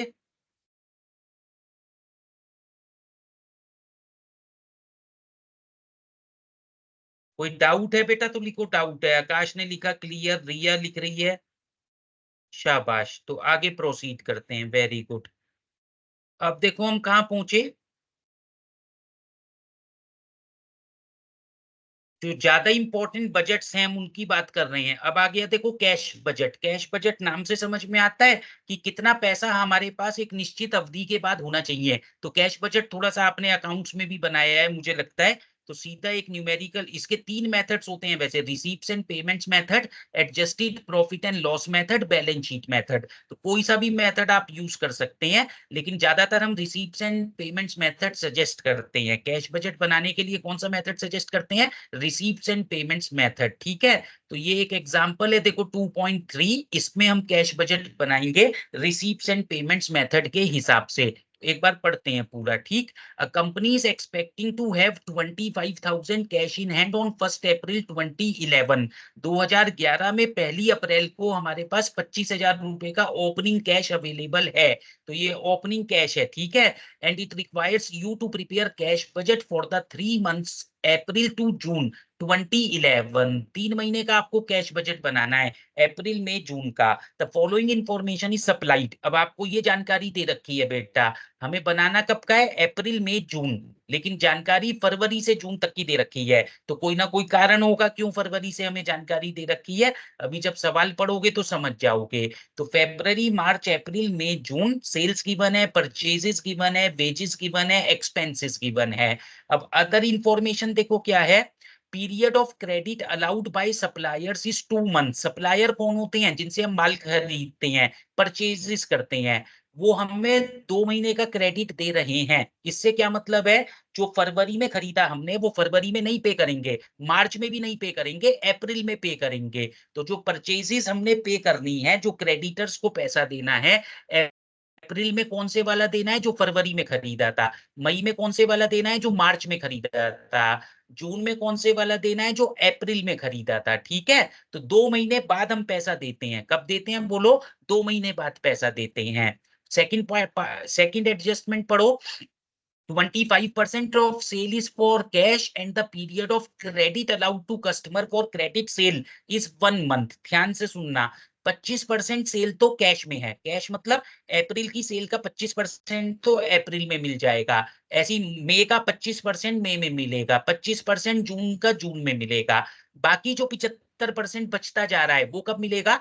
credit allowed to customer for credit sale is 1 month. तो जो क्रेडिट सेल के लिए हम पीरियड दे रहे हैं वो 1 महीने का दे रहे हैं। किसका दे रहे हैं बोलो? 1 महीने का। तो मतलब क्या हुआ, जो अप्रैल में हमें पैसा मिलेगा 25% तो अप्रैल का मिलेगा बेटा। और जो उससे पिछला महीना कौन सा था? मार्च। मार्च का कितना मिलेगा? 75%, क्योंकि वो जो उधार खरीदा था मार्च में, ठीक है, उधार माल जो बेचा था उसका हमें 75% अब जाके पैसा मिलेगा, ठीक है। तो हर महीने 25% तो उसी महीने की सेल्स मिलने वाली है और 75% पिछले महीने की सेल्स मिलने वाली है। तो ये बात आप समझेंगे। सी पार्ट देखो क्या है, delay in payment of wages and expenses 1 month. तो जो वेजेस की पेमेंट होगी, जो एक्सपेंसेस की पेमेंट होगी वो 1 महीने बाद होगी। क्या मतलब हुआ? अप्रैल में किस वाले वेजेस और किस वाले एक्सपेंसेस की पेमेंट करोगे? जो मार्च का था। मई में किसकी करोगे? जो अप्रैल का था। जून में किसकी करोगे? जो मई का था, ठीक है। तो इस तरीके से ये बात चलेगी। इसके बाद देखो नेक्स्ट क्या है, income tax of ₹25,000 is to be paid in June 2011। तो जून 2011 में, सिर्फ जून में, अप्रैल में किसी और महीने में कोई टेंशन नहीं है। बोल रहा है जून में 25,000 का टैक्स देना है तो वो हम दे देंगे, ठीक है। फॉर्मेट क्या होता है कैश बजट का? पहले हम लिखते हैं ओपनिंग कैश, फिर जो भी रेवेन्यू हमें मिलने वाला है, जो भी पैसा मिलेगा उसको हम ऐड करते हैं। किस किस से पैसा मिलता है? या तो कैश सेल्स होती है या कैश रिसीव फ्रॉम कस्टमर होता है। क्या होता है बेटा? कैश सेल्स या कैश रिसीव फ्रॉम कस्टमर। उसमें से क्या घटाते हैं? पेमेंट्स। पेमेंट्स कौन कौन सी होती हैं? Cash paid to creditors, creditors को जो हम पैसा देते हैं। किसको? क्रेडिटर्स को जो हम पैसा देते हैं। एक कैश परचेजेस होता है, अगर हमने नकद में कुछ माल खरीदा है। और कैसी पेमेंट करनी पड़ती है? जैसे यहाँ पर दे तो रखा है, वेजेस हमें देना पड़ेगा, एक्सपेंसेस हमें देना पड़ेगा। और क्या देना पड़ेगा बेटा? वेजेस देना पड़ेगा, एक्सपेंसेस देना पड़ेगा, ठीक है। और हमें क्या देना पड़ेगा? एक इनकम टैक्स इसने बोला था जून के महीने में देना है, तो वो भी देना है, ठीक है। तो पूरा सवाल मैंने समझा दिया, कोई मुश्किल बात नहीं है। आसानी से आप इसको देखेंगे तो बात क्लियर हो रही होगी। देख लो एक बार। ओपनिंग स्टॉक था 25,000 का, ये अप्रैल में लिख ही दिया। रिसीप्ट्स में जो सेल्स आई है वो 25% तो उसी महीने की आई होगी, 75% पिछले महीने की आई होगी। ये मैंने अभी सब समझाया था, आप कैलकुलेशन करके देख लेना। कैश सेल जो है वो 25% है, सेम महीने का। डेटर मतलब cash received from debtors, debtors के नाम का क्या मतलब है, cash received from debtors. Debtor से कौन सा पैसा मिलेगा, जो हमने क्रेडिट सेल्स की होगी, जो उधार माल बेचा होगा, ठीक है, तो वो हमें डेटर से पैसा मिलेगा, ठीक है, तो वो पिछले महीने का 75% मिलेगा, ये अभी सब समझाया था। तो ओपनिंग कैश में बेटा जोड़ लोगे रिसीप्ट, पेमेंट में क्या आएगा, क्रेडिटर जो करना है वो 2 महीने पुराना करना है, क्योंकि 2 महीने उधार चल रहा है, तो उसी हिसाब से लिख दो, वेजिस 1 महीने पुराना देना है, एक्सपेंसेस भी 1 महीने पुराना देना है, और इनकम टैक्स जो देना है वो जून वाला हमें देना है, ठीक है, सिर्फ एक ही खर्चा। तो इसी तरह देखो अप्रैल में जून सारी आइटम्स लिख दी, पेमेंट्स को भी जोड़ लिया, क्लोजिंग बैलेंस कैसे निकलेगा, टोटल रिसीव्ड्स माइनस टोटल पेमेंट्स। जैसे अप्रैल का मैं बताता हूँ, टोटल आपको दिख रहा है 83,000 रेवेन्यू, और एक्सपेंस कितना दिख रहा है 55,000। 83 में से 55 घटा दोगे बेटा तो कितना बचेगा, 53। कितना बचेगा, देखो आ रहा है ना 53, 88, 88 है, वो मिसप्रिंट है ऊपर, टोटल 88 है, ये 83 नहीं है। 88 में से 55 घटाओगे जब 53 आएगा, तो जो क्लोजिंग बैलेंस हुआ अप्रैल का 53, वो मई का ओपनिंग बैलेंस हो जाएगा, वो लिखने के बाद टोटल करोगे, और फिर इसी तरह जो क्लोजिंग बैलेंस आएगा बेटा 81,000 मई का, वो जून का ओपनिंग बैलेंस हो जाएगा। तो जब आप 81,000 बिगिनिंग में लिख दोगे उसके बाद टोटल करोगे, ठीक है। तो ये जो क्लोजिंग बैलेंसेस निकल रहे हैं वो किस तरीके से निकल रहे हैं, ये आपके सामने है, ठीक है। तो अगले 2 मिनट ये सवाल आपकी स्क्रीन पर रहने वाला है, इसको बिल्कुल अच्छे से पढ़ लो, समझ लो। क्लियर है तो जितने भी बच्चे मुझे सुन रहे हैं आप सभी उसमें चैट में लिखेंगे क्लियर है। अगर इसमें कोई डाउट आपका है, कुछ पूछना कहना चाह रहे हो बेटा तो पूछ लो।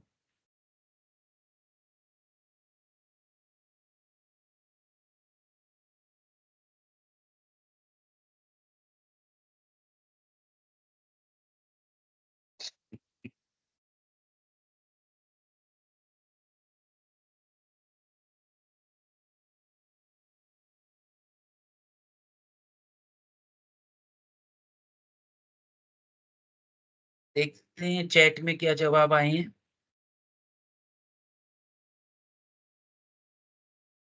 क्लियर क्लियर, और बाकी क्लियर क्लियर क्लियर, 6/22/23 ये अभी की जवाब है ना, ठीक है। तरंग आप होल सिलेबस क्या कह रहे थे, एक पिछले किसी मैसेज में होल सिलेबस क्लियर है या कुछ और कह रहे हो,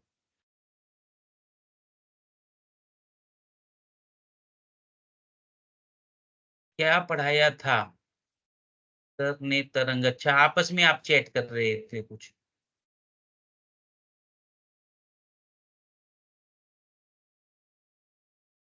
मैं समझ गया ठीक है।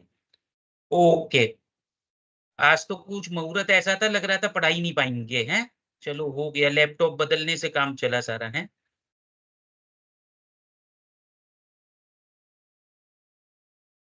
ओके, तो आ जाएं आगे, ठीक। तो इसके बाद देखिए, अब आ गए हम मास्टर बजट, नाम से ही समझ में आ रहा है सारे फंक्शनल बजट की समरी जब इनकॉर्पोरेट कर लेंगे तो मास्टर बजट बनेगा। When all the functional budgets have been prepared they are summarised into what is known as master budget, ठीक है। Master budget is a consolidated summary of all the functional budgets, ठीक, सारे के सारे functional budget की एक summary है, तो इसको थोड़ा सा पढ़ लेना। फिक्स्ड एंड फ्लेक्सिबल बजट, ये भी इंपॉर्टेंट होता है, थ्योरी में भी इंपॉर्टेंट होता है बेटा, अक्सर पूछता है difference between fixed and flexible budget. तो नाम से ही आपको समझ आता है कि फिक्स बजट जो होता है एक पर्टिकुलर लेवल ऑफ आउटपुट के लिए बनता है, ठीक है। फ्लेक्सिबल बजट वेरिएबल, मतलब जैसे जैसे सिचुएशन बदलेगी आउटपुट बदलेगी तो उसके लिए बनेगा। तो अब देखो एक बार समझो थोड़ा सा, अब fixed budget is one which is prepared keeping in mind one level of output, एक ही आउटपुट पर जो हम बजट बनाते हैं वो फिक्स्ड बजट कहलाता है। It is defined as a budget which is design to remain unchanged irrespective of the level of activity attained. तो एक्चुअल सोचा था 1 लाख यूनिट बनाऊंगा, अगर 80,000 बनाई या 1 लाख बनाई या 1,20,000 बनाई, लेकिन उससे कोई फर्क नहीं पड़ता, फिक्स्ड बजट को मैं छेड़ूंगा नहीं। वो रिजिडिटी वाला भी एक पॉइंट बताया था ना, बजट बन गया सो बन गया, फिर वो कंपैरिजन करेंगे वो एक अलग बात है, लेकिन उसको रिवाइज नहीं करेंगे, ठीक है। Fixed budget is static, rigid, ये ऐसे ही रहेगा। फ्लेक्सिबल बजट क्या है, देखो नाम से ही समझ में आ रहा है, हमने बोला था ना लिमिटेशन में बजट को फिक्स नहीं होना चाहिए।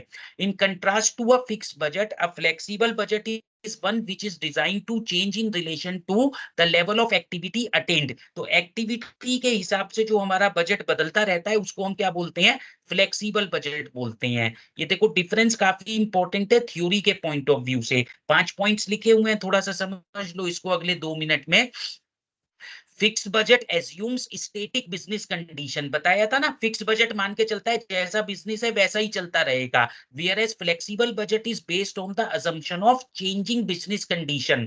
फ्लेक्सिबल बजट मानता है कि कंडीशन कभी भी सेम नहीं रहेंगी, तो जैसे जैसे कंडीशन बदलेंगी हमें अपना बजट बदलना पड़ेगा। सेकंड क्या है, देखो fixed budget is prepared for only one level of activity, but flexible budget may be prepared for different capacity level or for any level of activity। समझ गए?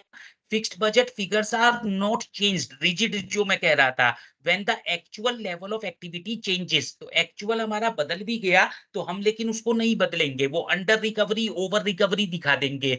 But in flexible budget the figures are adjusted according to the actual level of activity attained. तो हम flexible budget में actual level of activity के हिसाब से काम करेंगे। फोर्थ पॉइंट क्या है, देखो when actual level of activity differs from the budgeted level of activity, then in fixed budget meaningful comparison between actual and budgeted figures is not possible. तो उसमें तो होएगा ही नहीं, कंपैरिजन कहां से करोगे। But in flexible budget such comparisons are quite realistic. Flexible budget में इस तरह के कंपैरिजन हम कर सकते हैं। Under changing business environment fixed budgets have very limited use for control. तो बिजनेस का एनवायरनमेंट अगर बदलता जाना है तो फिक्स्ड बजट का कोई रोल नहीं है, कंट्रोल कर ही नहीं पाओगे। But flexible budget are very useful for cost control and performance evaluation. बताया था ना, एक परफॉर्मेंस इवेल्युएशन ऑब्जेक्टिव होता था अंडर चेंजिंग बिजनेस कंडीशन। एक बताई थी ना लिमिटेशन, फोरकास्ट फ्यूचर पे डिपेंड करता है बजट, और फ्यूचर कभी भी हम 100% एक्यूरेसी से प्लान नहीं कर सकते हैं, ठीक है। तो ये एक प्रॉब्लम होती है। तो अब इसके अंदर हम क्या करेंगे, फ्यूचर को मतलब प्लान तो नहीं कर सकते हैं एक्यूरेटली, लेकिन फ्लेक्सिबल बजट जब होगा तो अकॉर्डिंगली उसको बदल देंगे। जैसे जैसे बिजनेस कंडीशन बदलेगी, जैसे बिजनेस एनवायरनमेंट बदलेगा, तो हम अपने बजट को भी बदल देंगे। तो 1 मिनट देखो ये आपकी स्क्रीन पर रहेगा, distinction between fixed and flexible budget. अब इसका एक न्यूमेरिकल क्वेश्चन हम करने वाले हैं। एक बार पहले आप इसको ढंग से समझ लो कि फिक्स्ड बजट से क्या मतलब है, फ्लेक्सिबल बजट से क्या मतलब है। क्लियर है तो अपनी चैट में लिखिए क्लियर है, कोई डाउट है तो बेटा डाउट लिखिए। ठीक है, जवाब सबका आएगा तो ज्यादा अच्छा रहेगा।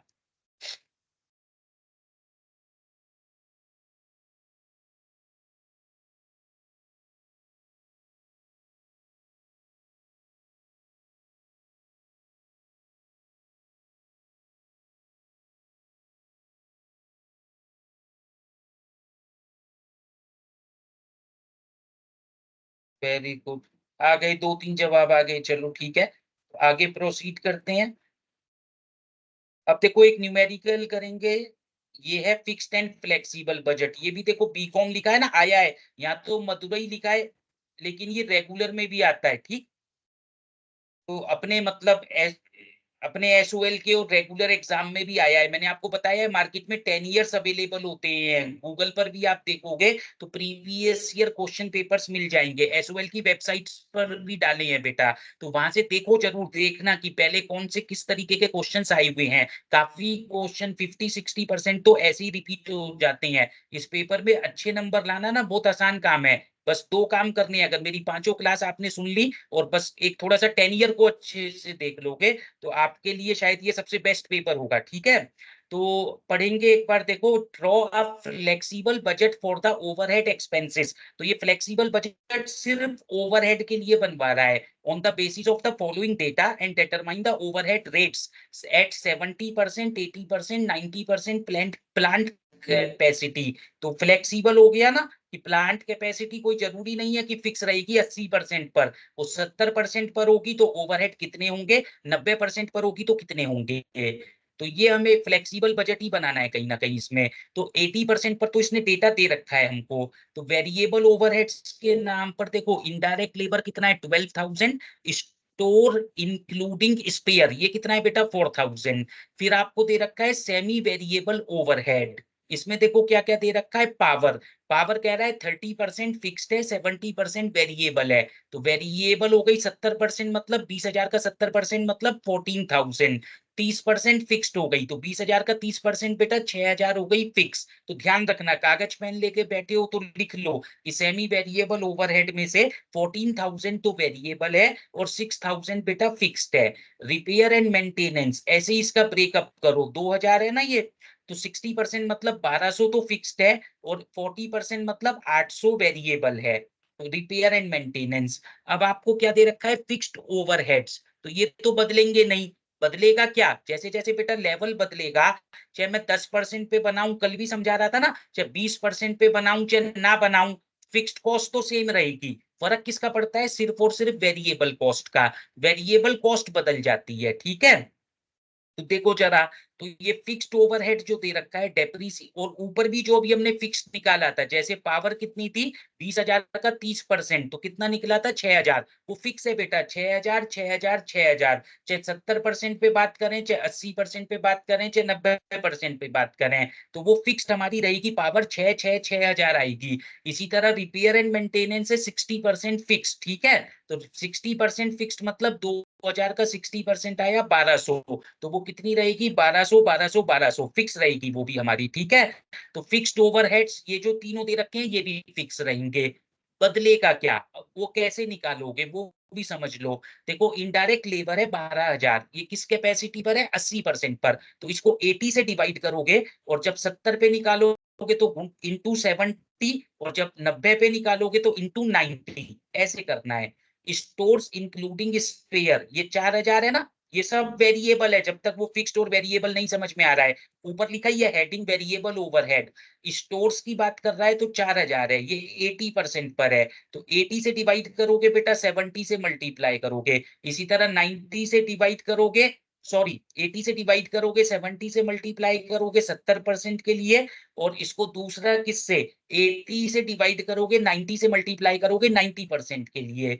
इसी तरह वो जो सेमी वेरिएबल में जो पावर थी 70% वेरिएबल, 20,000 का 70% आया था 14,000। 14,000 को क्या करोगे 80 से डिवाइड करोगे, 70% के लिए 70 से मल्टीप्लाई करोगे, 90% के लिए 90 से मल्टीप्लाई करोगे। ऐसे ही बेटा रिपेयर एंड मेंटेनेंस 40% वेरिएबल था, तो 2,000 का 40% आया था 800, तो 800 को क्या करोगे 80 से डिवाइड, 70% के लिए 70 से मल्टीप्लाई करोगे, 90% के लिए 90 से मल्टीप्लाई करोगे। बस और कुछ नहीं करना है, टोटल ओवरहेड तो फिर वो निकल ही आएंगे। ये भी देखो एक और एक्स्ट्रा स्टेप है, एस्टिमेटेड डायरेक्ट लेबर आवर्स, ये कितने हैं 1,24,000। तो ये किस कैपेसिटी पर है 80% पर, तो इसको बेटा 80 से डिवाइड करोगे, 70% वाले के लिए 70 से मल्टीप्लाई करोगे, 90% वाले के लिए 90 से मल्टीप्लाई करोगे। तो ये सब कुछ करने से आपका क्या बन गया, देखो ये फ्लेक्सिबल बजट, ये एक एक चीज मैंने समझाई है। और जो वर्किंग्स है वो पहले ये दे रखी है, देखो जो मैं बार बार कह रहा था, पहले जरा इधर को देख लो कि 80 से डिवाइड करना है 70 से मल्टीप्लाई, 80 से डिवाइड 90 से मल्टीप्लाई, यही सब बोल रहा था ना मैं। तो एक बार इसको देखो पहले, ये तीनों चीज की कैलकुलेशन, डायरेक्ट लेबर आवर्स की भी कैलकुलेशन बताई थी हमने, ठीक है।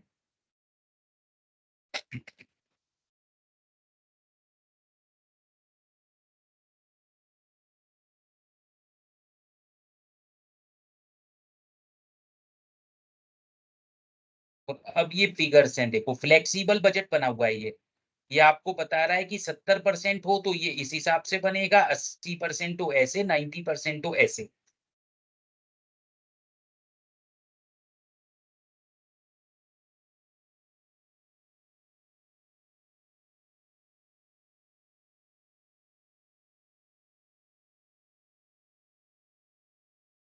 अगले 1 मिनट ये स्क्रीन पर रहेगा बेटा न्यूमेरिकल क्वेश्चन, इसको ढंग से देखो, कोई डाउट है पूछ लो। और क्लियर है तो स्वाभाविक सी बात है, अपने उसी में चैट में लिखो क्लियर है, ताकि हम आगे प्रोसीड करें।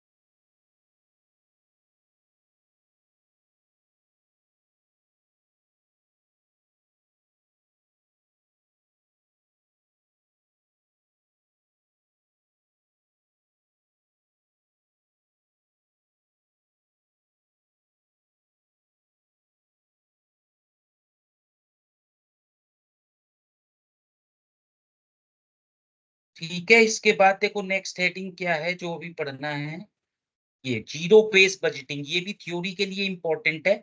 एक बार देख लें पहले चैट में आपके क्या जवाब आए हैं। ये हम 36 के आसपास की बात कर रहे हैं ना। ठीक है, सबके क्लियर के ही जवाब हैं, किसी को कोई डाउट नहीं है। ठीक है, ओके, तो आगे प्रोसीड करते हैं। ये क्या कह रहा था मैं, जीरो बेस बजटिंग। नाम से समझ आ रहा है बेटा, जीरो से शुरू करना है, स्क्रैच से शुरू करना है। तो जीरो से शुरू करने का क्या मतलब होता है, एक तो होता है ट्रेडिशनल बजटिंग। ट्रेडिशनल बजटिंग क्या होता है कि जो चल रहा है उसी के हिसाब से अगली बार बजट बनेगा। लेकिन जीरो बेस बजटिंग एक मॉडर्न टेक्निक ऑफ बजटिंग है। इसमें each item of expense is to be justified each time when the budget is prepared। जैसे मैं समझाऊं, ट्रेडिशनल बजटिंग में अगर आप कहेंगे अपने पेरेंट्स से कि पिछले साल मेरी पॉकेट मनी थी, मतलब 10,000 रुपए मैंने एक साल में आपसे लिए थे, अब मुझे 12,000 दे दो। ठीक है, तो ट्रेडिशनल बजटिंग के हिसाब से पेरेंट्स कहेंगे ठीक है 20% ही तो फालतू मांग रहा है, दे दो। ये हो गया।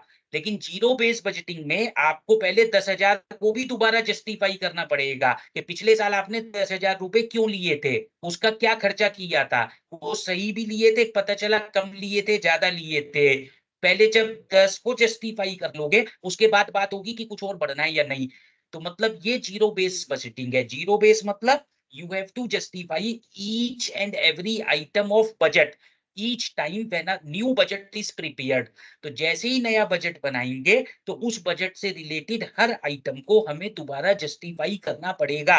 और ये अच्छी बात है, क्योंकि ट्रेडिशनल बजट में क्या होता है कि अगर एक बार इनएफिशिएंट बजट बन गया तो वो बार बार चलता रहेगा। जीरो बेस बजट में अगर पिछले बजट में कोई कमी रह गई थी, गलती रह गई थी, तो जब दोबारा जस्टिफाई करने की कोशिश करोगे तो हो सकता है पकड़ा जाए, वो हो सकता है वो गलती रिवील हो जाए। तो वो फिर आप अपनी पुरानी गलतियों को ठीक कर सकते हो। ये इसका कॉन्सेप्ट है बेटा, देखो थोड़ा सा पढ़ देते हैं।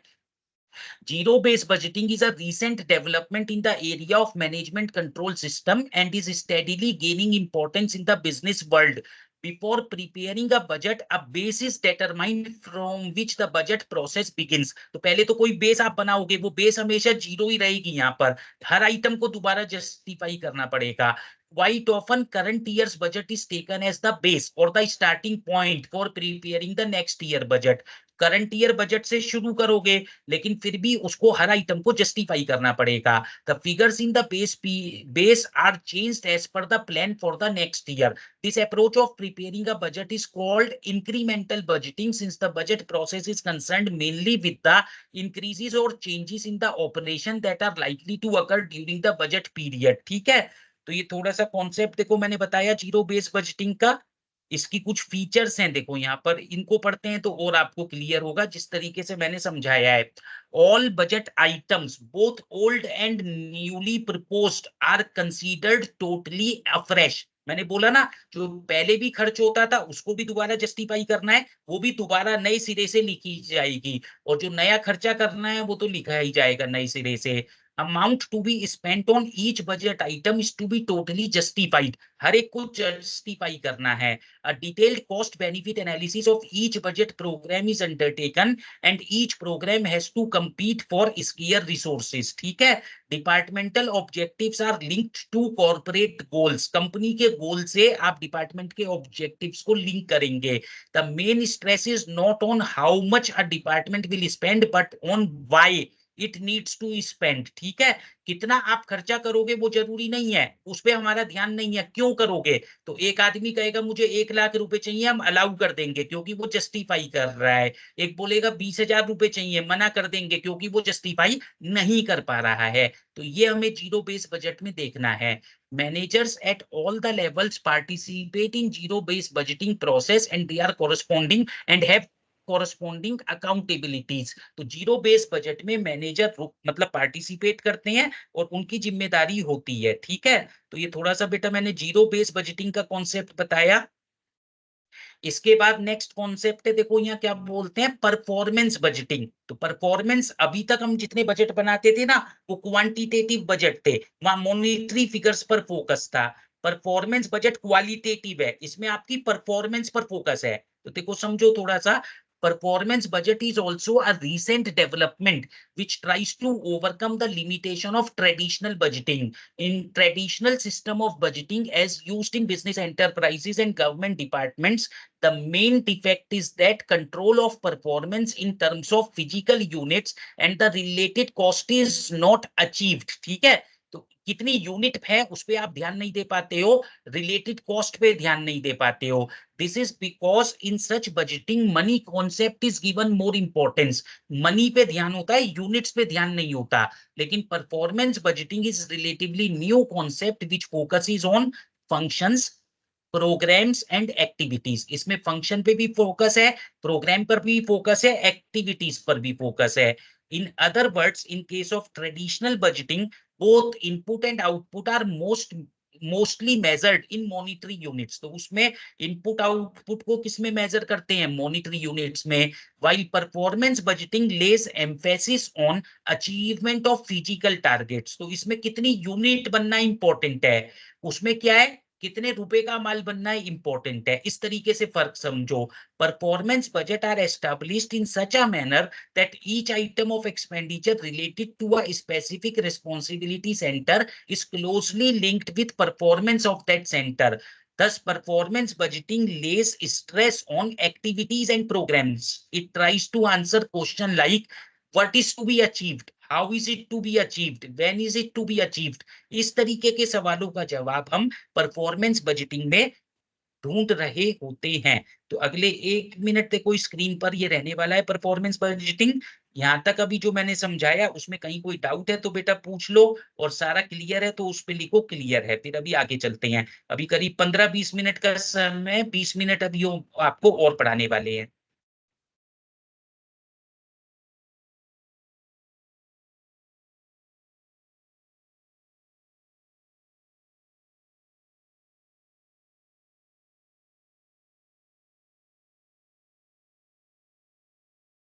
तो इतने कुछ पूछना है तो आप लिख सकते हैं क्या पूछना चाह रहे हैं, और क्लियर है तो बेटा लिखें क्लियर है.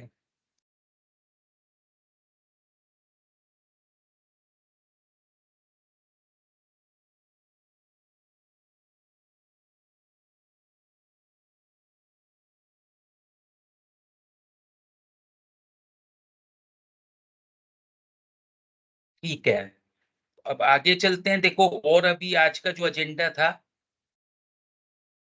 परफॉर्मेंस बजटिंग, ये कुछ स्टेप्स इन परफॉर्मेंस बजटिंग की बात हो रही है. तो परफॉर्मेंस बजटिंग करेंगे तो क्या क्या स्टेप्स होंगे? आसान है. एस्टैब्लिशमेंट ऑफ रेस्पॉन्सिबिलिटी सेंटर बढ़ाया था ना, जैसे cost centre, revenue centre, profit centre, वो सब रेस्पॉन्सिबिलिटी सेंटर बनाओगे. Establishment of performance target, performance के क्या टारगेट होंगे? सेल्स की बात नहीं कर रहा हूं, प्रोडक्शन की नहीं कर रहा हूं, परफॉर्मेंस टारगेट हम डिसाइड करेंगे. Estimating financial requirement, comparison of actual with the budgeted performance, and then reporting and action. तो 1 मिनट देखो रहेगा, ये स्क्रीन पर पढ़ लो, इजीली समझ आ रहा होगा कि परफॉर्मेंस बजटिंग में क्या क्या स्टेप्स हैं. Steps in performance budgeting.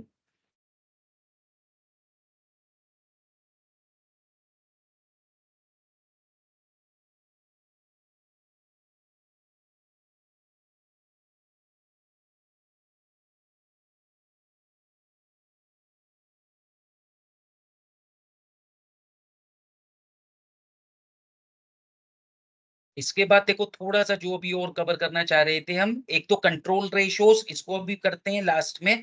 एक छोटा सा टॉपिक देखो और था, एक कहीं प्रोग्राम बजट लिखा था जब मैंने आपको सिलेबस दिखाया था, उसमें एक टर्म लिखी थी प्रोग्राम बजट, इसको थोड़ा सा पढ़ लो. तो जो प्रोग्राम से रिलेटेड बजट है वो प्रोग्राम बजट है. अब budget set out for a plan और a programme of action of the organisation is known as a programme budget. जब कोई प्रोग्राम हम रन कर रहे हैं, कोई प्लान हम बना रहे हैं, उससे रिलेटेड जो बजट है वो प्रोग्राम बजट कहलाता है. Such budgets can be prepared for each plan और प्रोग्राम सेपरेटली. तो हर प्लान के लिए, हर प्रोग्राम के लिए प्रोग्राम बजट अलग अलग बनाया जाएगा. It helps management in assessing the economies of various programme, कि कौन सा प्रोग्राम सक्सेसफुल है, कौन सा प्रोग्राम बेटा सस्ता है, कौन सा प्रोग्राम महंगा है, ये सब हमें प्रोग्राम बजट बनाने से समझ आएगा। The estimated revenues and cost of programmes are given in the budget, तो किसी भी प्रोग्राम की क्या रेवेन्यू रहने वाली है, क्या कॉस्ट रहने वाली है, वो हम उस बजट में लिखेंगे। The budgets are not suitable to exercise control over individuals since so many persons may be assigned with the task of completing the program and no one individual may be responsible for the entire operation। तो responsibility fix करने में problem आएगी, क्योंकि कोई भी programme एक अकेला आदमी तो ऑर्गेनाइज नहीं कर सकता ना, कंडक्ट नहीं कर सकता। तो ये एक थोड़ा सा इसमें इशू रहता है। तो बस थोड़ा सा इतना ही पढ़ लेना व्हाट इज प्रोग्राम बजट, की कभी छोटा एक पूछ ले तो आप लिख पाओ। अब आखिरी चीज जो आज की क्लास के लिए हमने छोड़ रखा था, ये कंट्रोल रेशियोज है। क्या नाम है? Control ratios. वैसे तो इसको उसमें भी पढ़ सकते थे, स्टैंडर्ड कॉस्टिंग में, लेकिन क्योंकि वो थोड़ा सा मुश्किल चैप्टर है और काफी सारे फॉर्मूले हैं, लेबर वेरिएंस, मटेरियल वेरिएंस, उनके सवाल हम कल करेंगे, तो ज्यादातर काम हम आज खत्म कर रहे हैं। तो कंट्रोल रेशियोज देखो, इसको समझो। तो three important ratios are commonly used by the management to find out whether the deviations of actual from the budgeted results are favorable or otherwise। तो कंट्रोल करने के लिए, बजटरी कंट्रोल है ना चैप्टर का नाम, तो तीन तरह की रेशो मैनेजमेंट यूज करती है। पहली रेशो क्या है बेटा? Activity ratio. क्या है? Activity ratio. इससे क्या मतलब है? It is a measure of the level of activity attained over a period. कितने परसेंट एक्टिविटी लेवल आपका है, ये पता चलता है। It is obtained when the number of standard hours equivalent to work produce are expressed as a percentage of budgeted hours. क्या मतलब हुआ? हमने सोचा था 1 लाख घंटे काम होगा, ठीक है, 10,000 यूनिट बनी है, एक यूनिट को बनाने में 6 घंटे लगे हैं, तो 10,000 इंटू 6, ठीक है, ये तो हुआ एक्चुअल आवर। एक यूनिट को बनाने में 7 घंटे लगने चाहिए थे, तो 10,000 इंटू 7 ये लगना चाहिए था।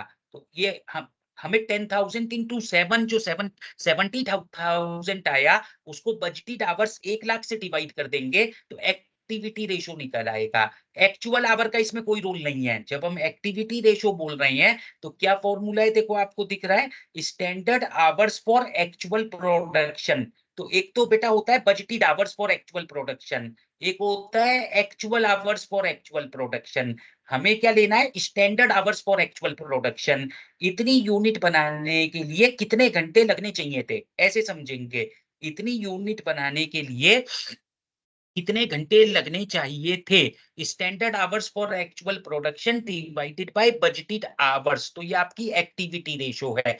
दूसरा फॉर्मूला क्या है? देखो, कैपेसिटी रेशो। इसमें एक्चुअल आवर्स काम आएंगे, तो actual hours work divided by budgeted hours. तो मेरी कितनी कैपेसिटी पर मैंने काम किया है, मैंने सोचा था अभी इसी जो एग्जांपल दिया था आपको कि 1 लाख आवर्स काम करना था, एक्चुअली 60,000 आवर्स हमने किया, तो वो हमारी क्या थी? Capacity ratio. तीसरा क्या है बेटा? Efficiency ratio. वो कैसे निकलेगी? Standard hours for actual production divided by actual hours work. तो जैसे मैंने बताया था ना कि 70,000 लगने चाहिए थे, हमने 60,000 लगाए हैं, तो वो हमारी एफिशिएंसी रेशो बता रहा है, ठीक है। तो ये तीनों फॉर्मूले 1 मिनट बिल्कुल ढंग से देख लो, समझ लो क्या कहा हमने। कैपेसिटी रेशो क्या है? दिस रेशो इंडिकेट्स, मतलब this ratio indicates whether and to what extent budgeted hours of activity are actually utilized। तो actual hours work divided by budgeted hours, ठीक है। efficiency ratio क्या है? standard hours for actual production divided by actual hours, ठीक। तो एक चीज आप देख रहे होंगे, अगर हम एक्टिविटी रेशो को कैपेसिटी रेशो से डिवाइड कर दें, क्या करें बोलो? एक्टिविटी रेशो को कैपेसिटी रेशो से डिवाइड कर दें, तो बजटेड आवर से बजटेड आवर कट जाएगा, तो फॉर्मूला क्या बचेगा? Standard hours for actual production divided by actual hours work. तो जब हम एक्टिविटी रेशो को कैपेसिटी रेशो से डिवाइड करेंगे तो एफिशिएंसी रेशो आ जाएगी। देखो, समझने की कोशिश करो मैं क्या बोल रहा हूं। एफिशिएंसी रेशो का क्या फॉर्मूला बना? Ratio divided by efficiency ratio. तो activity ratio divided by capacity ratio, तो वो आपकी एफिशिएंसी रेशो आ जाएगी, ठीक है। तो ये तीनों फॉर्मूले आपको क्लियर होने चाहिए, थोड़ा सा याद करेंगे। एक और फॉर्मूला दे रखा है, देखो बेटा, कैलेंडर रेशो। तो नाम से ही समझ आता है, actual days divided by budgeted days into 100। Actually कितने घंटे काम करना है और बजटेड कितने घंटे काम करना था। तो एक छोटा सा ये इलस्ट्रेशन 24 देखो हम आपको बताते हैं, ठीक है। तो इसमें कह रहा है दो रेशो पूछ रहा है आपसे, एफिशिएंसी रेशो और दूसरा कैपेसिटी रेशो। तो फॉर्मूले याद रखेंगे, एक बार पढ़िए बेटा। बजटरी प्रोडक्शन 80 यूनिट्स दे रखा है, एक्चुअल प्रोडक्शन है 60 units, standard time per unit 8 घंटे लगने चाहिए थे। तो 60 यूनिट बनाने के लिए बेटा कितने घंटे लगने चाहिए थे, एक्चुअल प्रोडक्शन 60 यूनिट्स का है। तो 60 बनाने के लिए 8 के हिसाब से 8 6 48 480 घंटे लगने चाहिए थे। ये क्या निकला है, standard hours for actual production. जब मैं 480 घंटे की बात कर रहा हूं तो क्या निकाला है मैंने, standard hours for actual production. अब दूसरा क्या दे रखा है, एक्चुअल आवर्स वर्क तो दे ही रखा है 500 घंटे। और तीसरा काम क्या है बेटा, बजटेड प्रोडक्शन दे रखा है 80 और स्टैंडर्ड टाइम तो 8 है। तो बजटरी आवर्स कितने होने चाहिए थे, 80 गुना 8, अटू अटू 64, 640 घंटे। अगर मैं बोलूं आपसे इस एग्जांपल में बजटेड आवर्स कैसे निकल रहा है, 80 इंटू 8 मतलब 640। एक्चुअल आवर्स कैसे निकल रहा है, वो तो आपको दे ही रखा है 500। और जो standard hours for actual production कैसे निकलेगा, 80, ये 60 इंटू 80 कैसे निकलेगा बोलो, 60 इंटू 80। और अब अपने फॉर्मूले लगा देंगे तो आंसर आ जाएगा। देखो एफिशिएंसी रेशियो का क्या फॉर्मूला बताया मैंने, standard hours for actual production divided by actual hours work. तो स्टैंडर्ड आवर कितने निकाले थे अभी 480 और एक्चुअल तो 500 दे ही रखा था। कैपेसिटी रेशियो का क्या फॉर्मूला बताया था, actual hours work divided by budgeted. Actual तो 500 है, बजटेड कैसे निकलेगा, 80 इंटू 8 बजट के हिसाब से 640। तो एफिशिएंसी रेशियो हमारी कितनी आई, 96%। कैपेसिटी रेशियो हमारी कितनी आई, 78.12%। ठीक है, तो टोटल 4 तरह की कंट्रोल रेशियो आपको बताई गई है। ये आपके सामने है बेटा, 1-2 मिनट लगा के देख लो, एग्जाम्पल को देख लो। 1 मिनट के लिए मैं चुप हुआ। अगर ये सब क्लियर है तो आप लिखेंगे वहीं अपने स्क्रीन पर क्लियर है। और अगर कुछ पूछना चाह रहे हो, कोई डाउट है तो पूछ लो।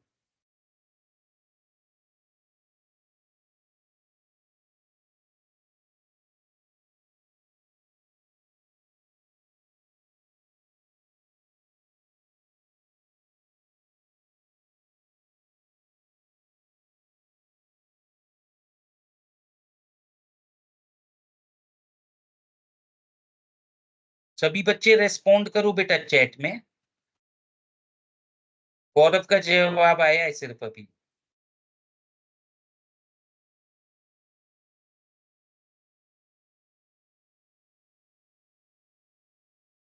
तो आज का जो एजेंडा था आज की क्लास के लिए, हमें स्टैंडर्ड को ये अपना बजटरी कंट्रोल कंप्लीट करना था। सो तो मैंने कंप्लीट कर लिया है। आप कुछ और कहना पूछना चाहते हैं तो अभी लगभग 5-7 मिनट है हमारे पास, तो आप लिख सकते हैं बेटा चैट में। कल की क्लास में हम क्या पढ़ने वाले हैं, standard costing and variance analysis. वो आखिरी काम है, आखिरी 15 नंबर जो आपको लेने हैं वो वहीं से लेने हैं, ठीक है। तो standard costing and variance analysis, तो उसमें स्टैंडर्ड कॉस्टिंग का कॉन्सेप्ट बजटरी कंट्रोल से वो कैसे डिफरेंट है, मटेरियल वेरिएंस क्या होती है, लेबर वेरिएंस क्या होती है, वो सारा काम हम कल की क्लास में करने वाले हैं। तो अभी चैट में आप लिखिए अगर कुछ पूछना चाहते हैं, कोई आपकी क्वेरी है। नहीं तो हम अपना वीडियो, ये रिकॉर्डिंग तो एटलीस्ट बंद कर देते हैं। अभी हैं हम अगले 5 मिनट आपके साथ, कुछ पूछना चाहते हैं बेटा पूछ लीजिए।